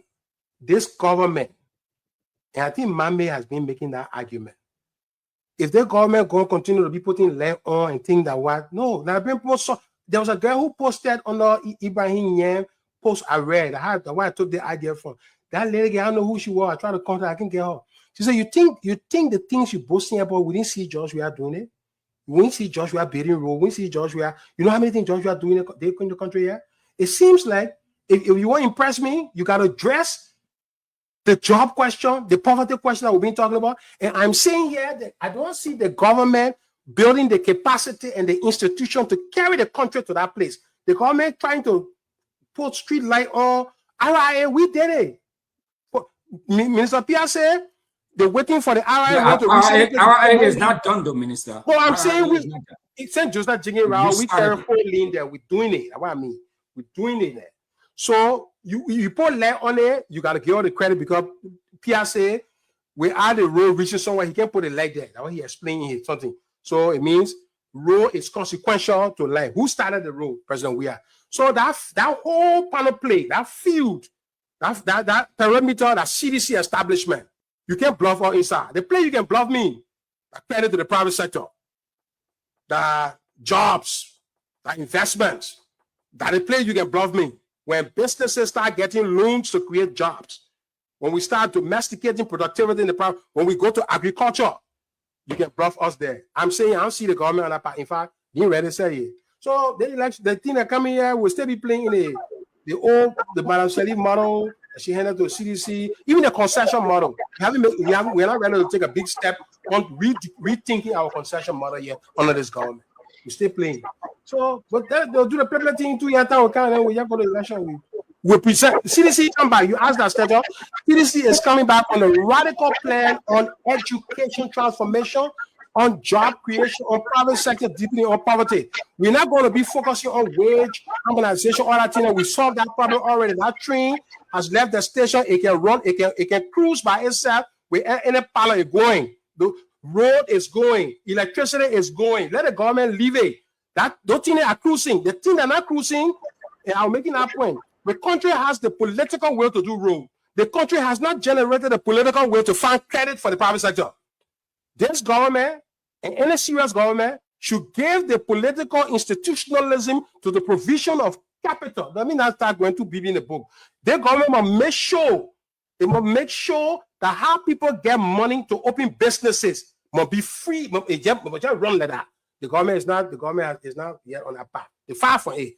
By the time they come to A, I can tell you, the election will be around and the result will be clear. So real quick, guys, because the minister got to go, I'm going to do one question. Please just make it short, under 30 seconds. Then we'll excuse the minister. We'll do our post-analysis. Mame, let's squeeze you in real quick. I mean, the minister spoke about coming back to push truth and to dispel lies, but he started with lies and misinformation. I think that's why it's scary for his new agenda. Just in the video you played, he emphasized that he secure funding for all major roads, all major highways. Weren't you yet a few days when the government signed the agreement for the Pica-4 road from Broadview to Waterside? Is that not part of our major highways and major corridors? So you come to speak, you come to dispel, according to you, lies, but you come with lies and misinformation. It will not help you, Tweah. You did not secure all. I say major, man. Stand up, play, but from Morovia or from Broadview. No, major. Let's stand up, play. Stand up, play. Yes. From Broadview, I'm coming now. No, let's stand up, play in now. I'm coming. Yes, stand up, play, please. Hey, Broadview. You understand the agenda. Let's just laugh for our discussion. Yeah, so from Broadview to Waterside is not a major highway. I don't tell you, say we sound. Listen, we do coastal highway. Okay, stand up, play the video. Stand up, play the video. Mama Weah. I just want to squeeze everybody in the back. Let me play the video, stand up, please. Yeah. Okay. We sound all road contract. We say I said major southeastern corridor. No, stand up, please play the video. Mama Weah, RIA. Those are major corridors. Oh, our government secure all financing of all road networks in the country, major road network. So you missed that part. Which say sorry now. Which part I missed? We are partners in the truth business. No, which part I missed? I'm saying the major road part, the major part. No. D2. Say sorry now. Say I didn't get the major part. D2. Agree on that step? D2. It's okay. If you say major, D2. Yeah. You misinformed the country that you secure funding for all major highways. And I said from Morovia to Waterside is a major highway, and we just signed an agreement for that major highway. And there are several other major highways that most of the major highways. Next question. You said Okay, thank you, Mama. Misinformation. Mama, thank you. Yeah, and that's why you come here with one I'm on a truth campaign, Mama. You know that. I'm on a truth telling campaign. Stay with me. I'm gonna bring you. You know the party. Keep speaking truth to power there. In the CDC, I'll keep doing the same thing. Let's move our politics toward truth. Don't be an adversary to me, because we carry the debate to a level. Started with misinformation.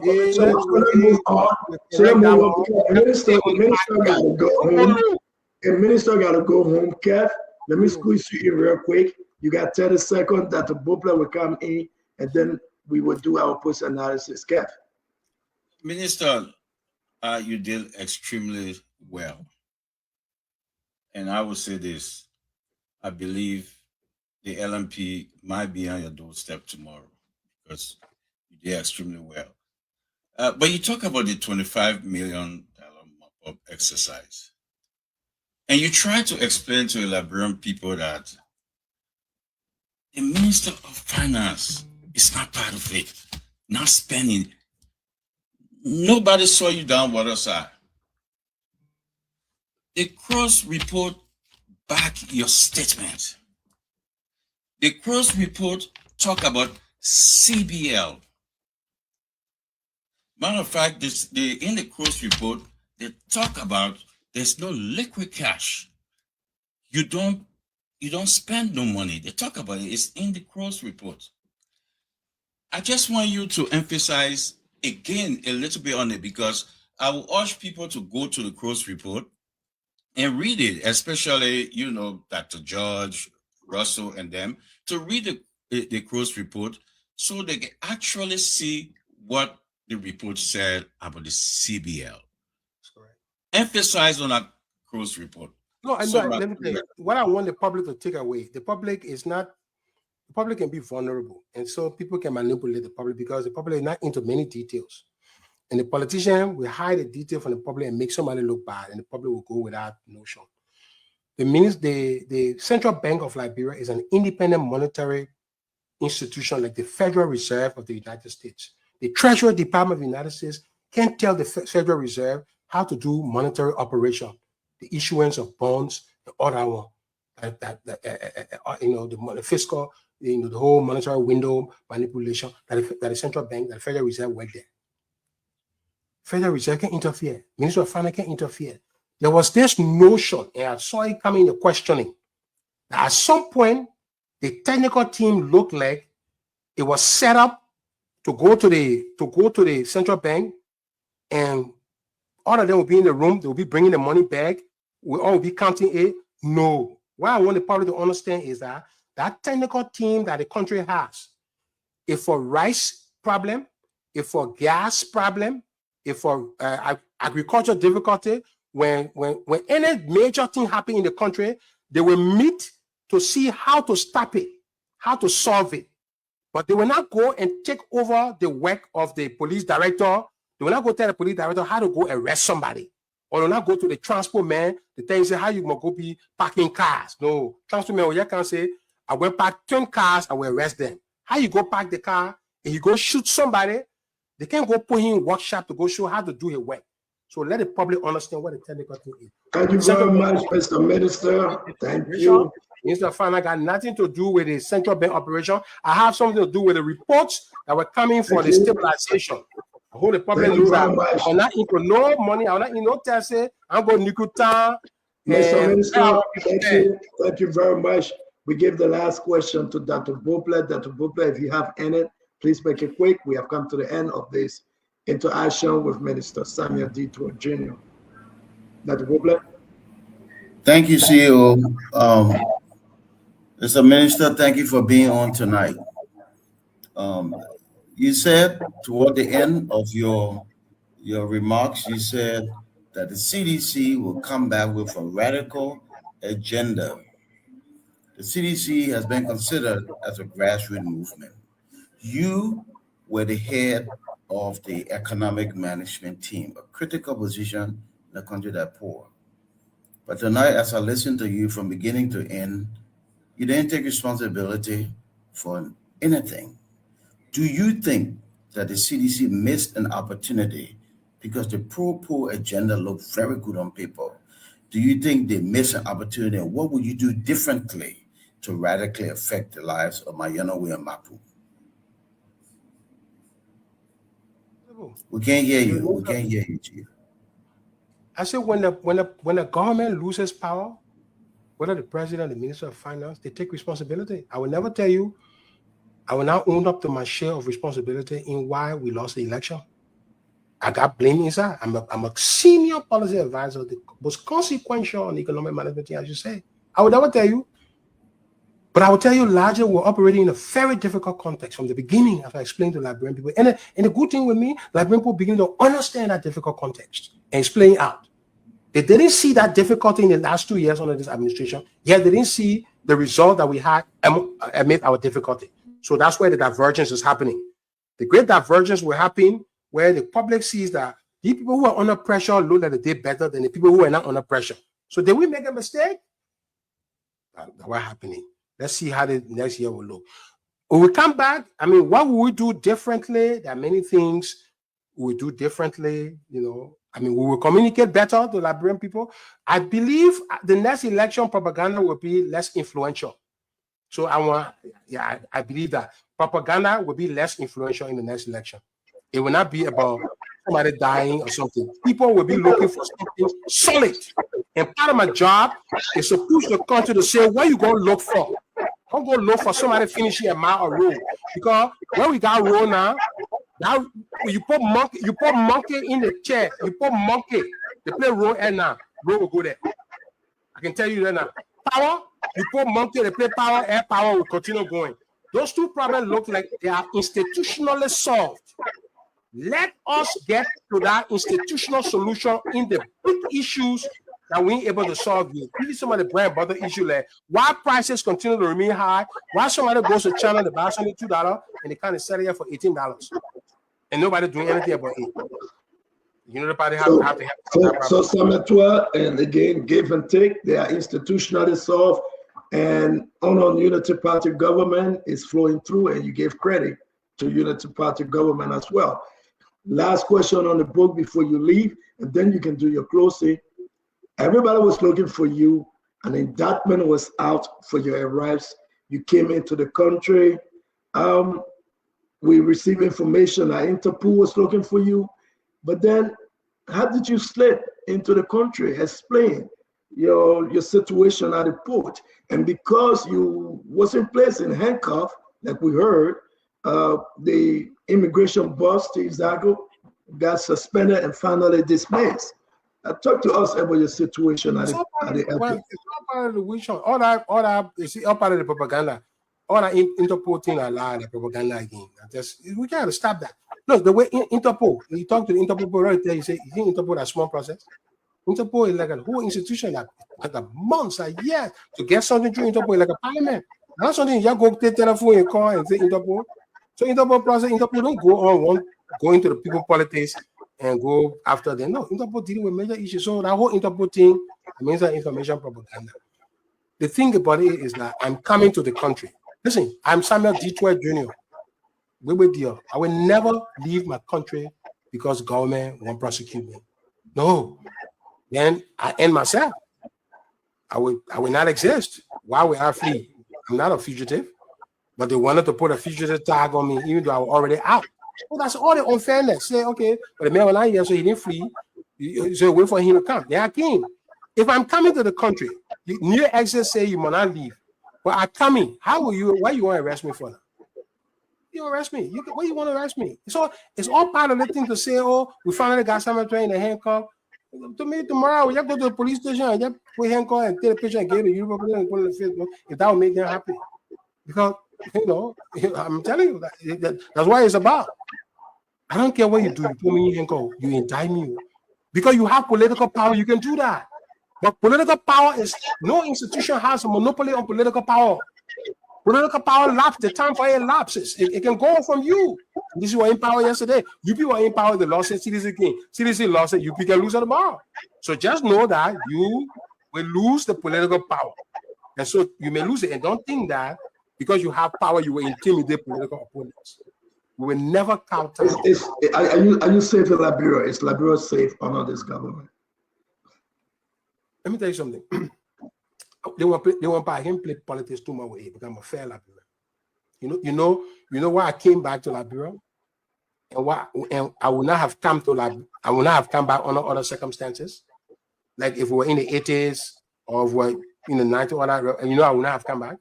I came back to this country because we have a democracy, and the credit doesn't go to President Weah. It doesn't go to President Salif. It doesn't go to President Bouaka. It doesn't go to President Taylor.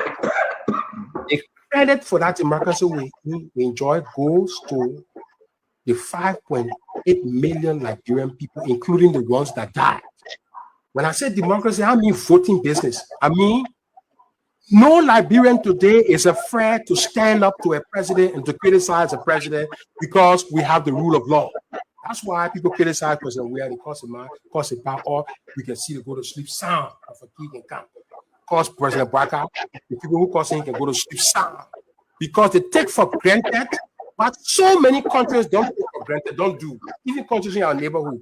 Yeah, it's like the air we breathe, that ability to say anything to politicians and don't look over your shoulder. We have achieved that. So I will always be proud of my country for that.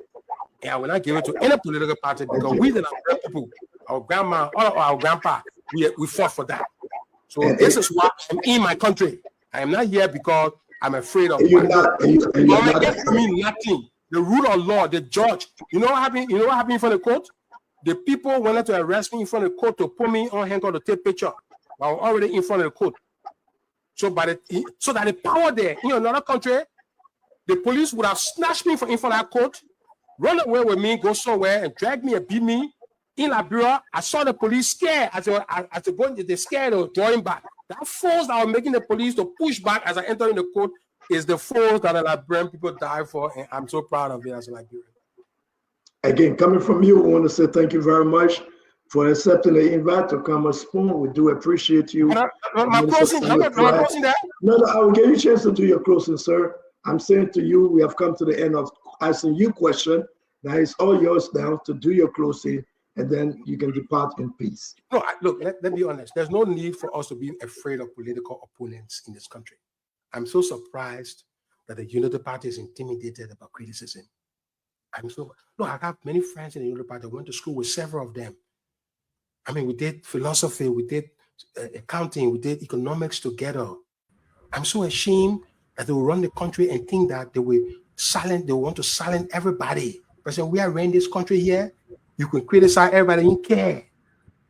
I'm ashamed that they want to stifle debate, that they will be calling you to say, don't bring the man on. There should be, I want responses to my criticism. I have provided a lot of ideas out there. Mommy there, 1 or 2 errors you're making, I corrected him, but I value his input. You go and take it, you challenge your government. Let's move our country up. You're in power now. Don't be chasing people. Don't be witch hunting. Don't be doing manipulation or anything. No, we're not in the 80s again, people. We are in a democracy that Liberians fought for. Unity Party, Ellie Johnson Sirleaf won the Nobel Peace Prize. She handed the party to President Barker. Let's change that. Let's tell Liberian people the rule of law can work here. Let's not illegally move a speaker. Let's not illegally pass a budget and violate the constitution of the country because we want to preserve power. It's happening in my country now. I want to be proud of my country, but I'm a little ashamed that it happened, but we can correct it. So you got me in court, I will face the judges, I will go back for my retrial to the Supreme Court. I believe the Supreme Court should dismiss this because the evidence is strong. I'm a member of the National Security Council. The Financial Intelligence Unit is National Security Council. They're doing financial intelligence. They're doing money laundering. You can't say they're not protected. You'll be crippling the whole money laundering business, all that one. Let's work together to solve our problem. This government is worsening the wage bill. I posted the other day, wage has gone to 354 million. We left it at 310. That's a problem. Why are you carrying it 43? More besides, why are you hiding any other compensation? Let the legislature say, banish the whole other compensation. Let's put every compensation in the 2-1 code, in the compensation code. So no more, in the midterm review, you spoon, ask the Minister of Finance, ask the Budget Minister, ask everybody, why have we, in fact, ask the legislator, call the people to close that line called other compensation. All compensation should go into move everything from other compensation carry into the compensation line. So the public can see the wage bill. It's 329, but it's actually 354. So I've already said that. Political parties, we expect a response from the government, from the minister. Why is the wage going up and salary is not going up? So are we hiring more people and we're hiding them from the public? That's not transparency. I've noticed today the debt to the central bank is up by $64 million. This government eating on us, say we do salary to pay. And I'm surprised he asked that question. The salary. Listen, the Liberian people, money was used on the Liberian people. Samuel Tweah didn't take money to go pay horse. The Liberian people, we use the money on. It was used on Liberian people. I think we know that one. The $64 million, we need clarity from the government. Why the money moved from 2023 to 2024, there's $64 million gap on the CBL portion. We won't understand whether some of the money, like the money for FRB, I can see $8 million inside. You know, I don't know. Yeah, but if you move FRB $8 million from there, that FRB called it SIB, right? And the SIB. You move SIB from there. So let the minister explain what that thing, what the borrowing for. What the borrowing for. President Weah pronounced a no borrowing policy. He kept it for a successful year. He was praised by the IMF. Under difficult circumstances, we deviated from it. Is a one-up. I showed today monies that the Unity Party have taken from the central bank. Some is still lying there to be audited. I posted all that one today. But all that's a part. At the end of the day, let's correct our politics. How we get people out of poverty. I praise the two parties that say they have stemmed the tide of many people entering the poverty room. The goal is to make people leave the room, which is why Unity Party got to lead on. To do that, you got to focus on the private sector. You got to focus on jobs. You got to focus on agriculture. And you got to strengthen the rule of law. Part of the credit business is the contract enforcement rule of law. It looks like the government isn't even getting a bearing on it yet. Nobody, the government shaking.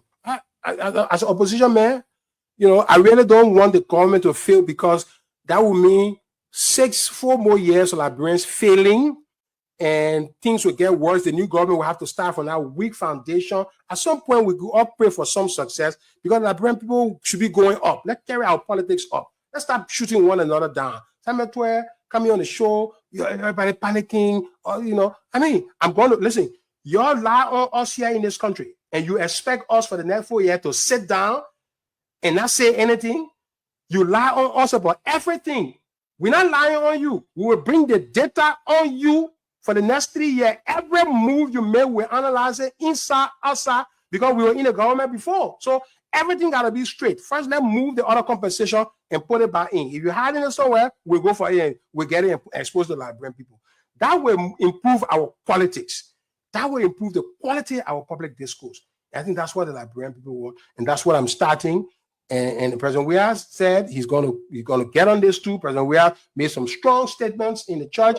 Some of you are people, the president spoke well, the president spoke strongly. You continue to speak. Say he challenged the party. Everything you're doing, he started. Yeah, I will tell you, I studying education, our roadmap. In electricity, our roadmap. We put more than 200,000 people on the grade.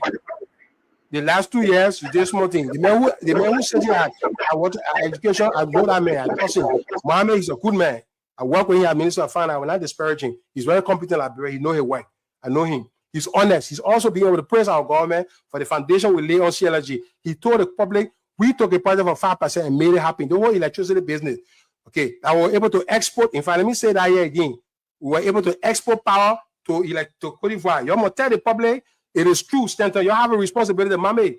Tell the public that true that Samuel Tweah said that power was exported in 2023. Please, you have a responsibility to do that on the show so the people can stop saying that Allah. We did export power. It's confirmed. It's fact checked. So you're on the show. You should be the bastion for this kind of purveyance of quality information to the public. So people can be imbibing garbage. Thank you, thank you so much, man.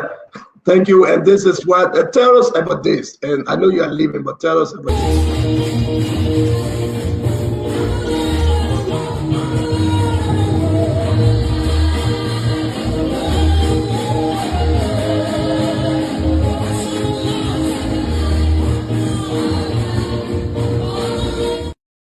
So who were you pointing to? Samuel Tweah. No. I was just enjoying the lyric. I was enjoying the sound, the movement, the ambience. I was just enjoying. I was telling you that song. We want to say thank you very much. In short, I mean, let's wish the country well. Let's begin our criticism of the national budget, because the only way the country will change, I already said, we need $484,000 a year to take 2.6 million people out of poverty. I already gave that analysis to the government policy maker. I broke it down for them. They got it now. $484,000 is needed nationally to move everybody who's poor towards the poverty line. $484,000 is less than our budget, because our budget has now gone to $1.2 billion. So we got 800 million more. If we spend 484 million to end poverty in Liberia, to move all the people out, we'll be left with 800,000. This government will be challenged to deliver that. We want to say thank you. With the show continue, you have over 128,000 people right now following you. You have over almost 13,000 comments and more likes. But we want to say because of you, we are here, and because of the Liberian people, we believe this will hit the next 200,000 mark. People love listening to you, and yes, indeed, we are happy to have you today. Always come again, and God bless you. God keep you. But God save our country, Liberia. Thank you very much for coming on, sir. Thank you. Thanks a lot, people. This is my area. People should not resent me for my area. My area here. Thank you. All right, we want to say thanks to all of you guys. Let's get right into it. I'd like to say thank you for holding it down and keeping your part of the backing to come back, that we can do the post analysis. Let's make this happen. Mame,